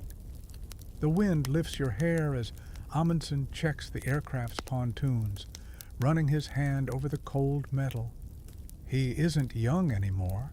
His movements are slower, his breath a touch heavier, but the spark is still inside him, the one that carried him across glaciers, up plateaus, over polar skies. You sense a quiet acceptance radiating from him. Rescue missions don't make promises. They only ask courage. Light joke number one surfaces when one of the French crewmen tries to reassure Amundsen that their navigation equipment is state-of-the-art. And Amundsen raises an eyebrow in the universal expression for, "I survived the Beardmore Glacier. Please, don't worry about me." You climb aboard with him. The cockpit smells of oil, canvas, and determination. The pilots strap in. Amundsen settles beside a window, staring out at the gray sea. He doesn't speak, but you feel the memories tugging at him. Sled dogs panting in frozen air, lanterns flickering in Framheim. the quiet crunch of skis over untouched snow. You sense that he knows on some instinctive level that this journey will not be like the others. The engines roar, waves slap the pontoons, wind tears at the wings. The seaplane leaps forward, bouncing across the surface in growing, lunging strides, and then you lift into fog, into cold, into uncertainty so thick you taste it. The visibility shrinks quickly. The world becomes milk-white nothingness. The pilots lean over their instruments, squinting, adjusting course, muttering to each other over the engine's drone. You feel the aircraft jolt as it hits patches of turbulent air, small, sharp punches that rattle your bones. Amundsen remains calm, hands folded, gaze steady. This is the closest he has felt to home in years, danger and purpose braided together. Historians still argue whether the mission was doomed from the start. Poor visibility, inadequate equipment, a rushed departure, or whether a string of small misfortunes compounded into tragedy. You sense those debates swirling like fog outside the cockpit windows. But Amundsen isn't thinking about hypotheticals. He's thinking about Nobile, stranded men, freezing winds, dwindling supplies. He's thinking about saving them. Hours pass, the fog thickens, icebergs loom faintly below, massive white shapes drift in like ghosts. The sea churns, rougher now, flecked with foam. Rain begins tapping against the fuselage in uneven, frantic patterns. Then, suddenly, a violent shudder. The plane lurches sideways. A downdraft slams you downward. One engine sputters. You grab the seat to steady yourself, heart racing. The pilots fight the controls, bodies tense, movements sharp with experience and fear. The fog swallows everything. There is no horizon, no reference, only gray. Light joke number 2 flickers through your mind as you instinctively think, what a perfect day for a scenic flight, because stress occasionally triggers sarcasm as a survival mechanism. Amundsen reaches forward, placing a steadying hand on the back of a pilot's shoulder, not interfering, not panicking, just anchoring the moment. It's the same calm he carried into storms, crevasse fields, glacier ascents, a kind of strength that doesn't need volume, but even he can't command the sky. The aircraft dips again, sharper this time. A second engine coughs violently. Alarms buzz. The pilots shout instructions. You feel the frame shudder as if the plane itself is afraid. Amundsen's eyes flick to the window where the sea suddenly appears in glimpses, dark, cold, rising up far too fast. Light joke number 3 hovers unhelpfully in your imagination. At least penguins don't live here to witness this, but you shove it aside. The final moments unfold not with cinematic drama, but with the strange softness of fog-muted sound. A tilt, a drop, a sudden overwhelming sense of falling, then impact, cold, silence. For a heartbeat, you feel the world pause. The fog gathers everything into its arms, engine noise, wind, flame, metal, and swallows it whole. Afterward, only the drifting Arctic remains, empty, endlessly calm, as if nothing remarkable has happened, though everything has. Amundsen is gone. The plane is gone. The rescuers never return. Weeks later, fragments wash ashore on the coast of Tromsø. Shattered wood, bits of fuel tanks, mute remnants of a mission born from loyalty, courage, and one last refusal to sit quietly in comfort.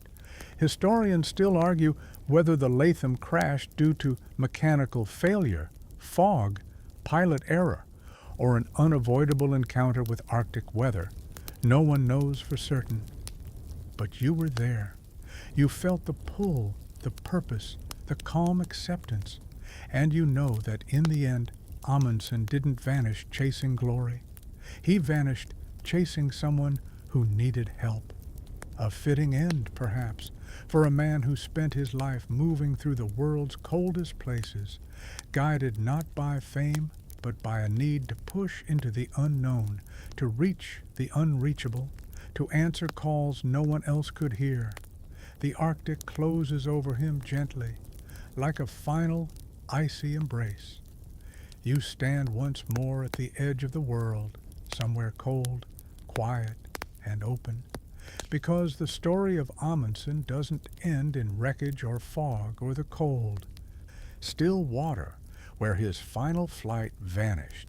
It lingers here in the drifting ice that continues to shift and ripple, exactly the way it did when he first stepped into it as a restless boy. It lingers in every gust of polar wind, in every map drawn a little more accurately, in every explorer who still feels that itch of curiosity in their ribs. You feel that slow pull as you walk with him, not the living man now, but the trace of him woven into landscapes that never cared about fame or failure. This place, this frozen frontier, is where he always belonged, where silence spoke louder than crowds, where his breath became memory against the wind. The world reacts to his disappearance with a strange mixture of grief and inevitability. Newspapers print bold headlines. Editors argue over his life's meaning. Lecturers try to distill him into neat, digestible anecdotes. But out here, where the cold keeps time differently, you sense a quieter truth. Amundsen's legacy is not a single achievement, but a long, stubborn line of motion. A man who refused to stay still, who kept pushing until the map folded open in front of him.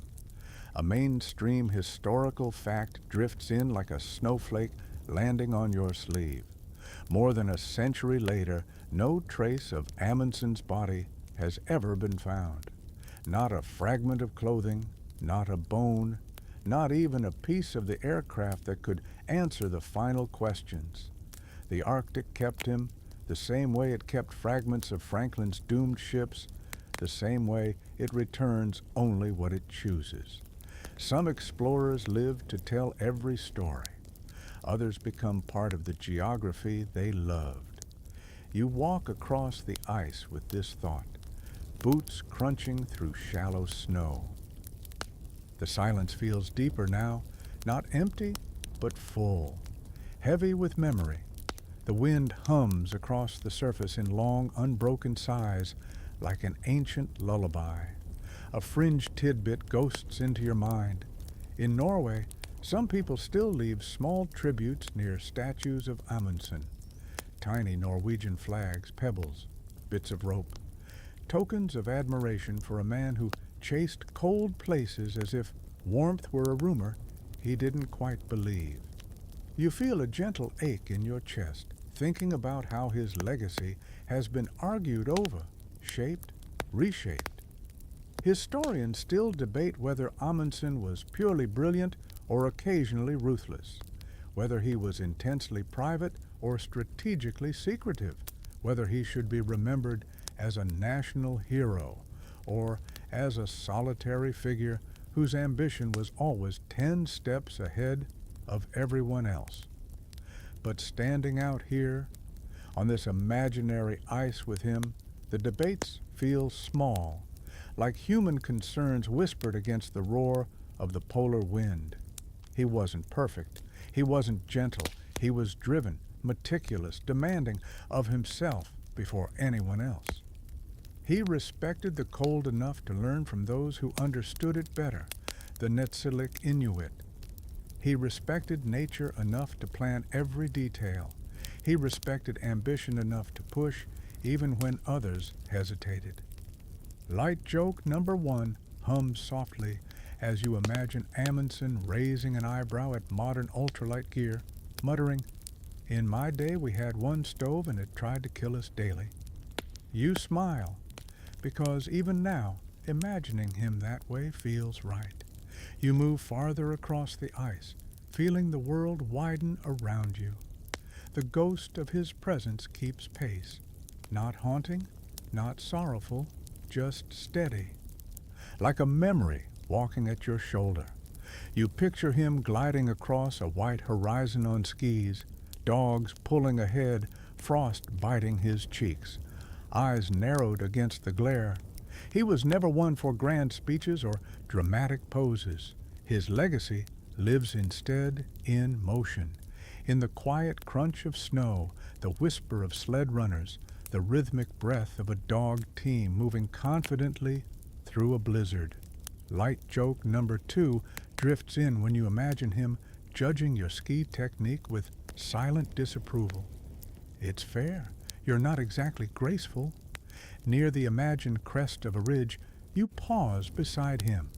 The air is thin, the world is pale and infinite. Here, standing between sky and snow, you sense the thing that made him who he was. Not a hunger for fame, not a desire for rivalry, but an unshakable pull toward the unknown. An instinct that said, "Go further," when logic whispered, "Stop." That same instinct still threads through explorers today in every discipline: geologists, astronauts, oceanographers, physicists, anyone who peers past what is known and feels an ache to see beyond. Light joke number 3 tiptoes into your thoughts as you imagine Amundsen giving stern directions to astronauts someday. Always check your oxygen supply. Also, bring dogs. Dogs improve all expeditions. History should consider itself lucky he wasn't alive to request huskies on the moon. As you walk, the ice becomes smoother, the wind softer, the horizon blurs into gentler shapes, the way dreams blur when sleep creeps in. The path fades, but the sense of him doesn't. His story settles into you like a warm weight, comforting despite the cold. You feel it now. His legacy isn't the flags he planted, the distances he crossed, or the records he shattered.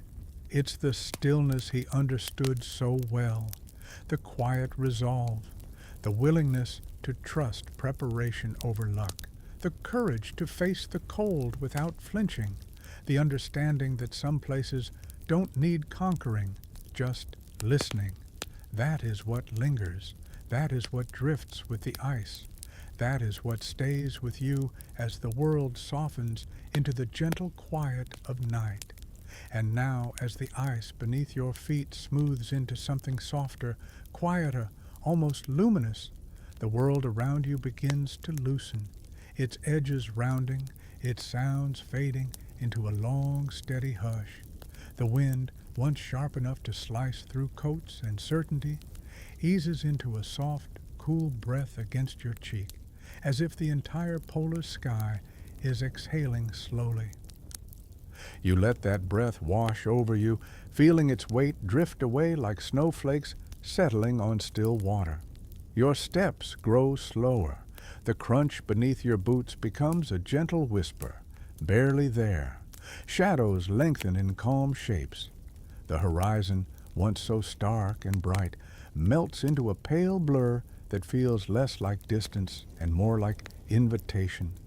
Each breath you take deepens the quiet inside you, stretching it into wide, easy spaces where worry doesn't quite reach. You picture faint traces of Amundsen's journey dissolving into the snow, sled lines softening, footprints fading, the echo of dog paws blending into the deep, even heartbeat of the frozen earth. There's no hurry now, no race, no cold to fight, just the steady unfolding of stillness. Your shoulders settle, your breath evens. The last bits of tension slip loose and drift away. Above you, the sky dims into gentle shades, as if the world itself is tucking in for the night. The air hums with that subtle, lulling quiet you only hear when everything has come to rest. And you let yourself drift with it, letting the story settle, letting the cold become comfort, letting the softness wrap around you like a fur-lined hood.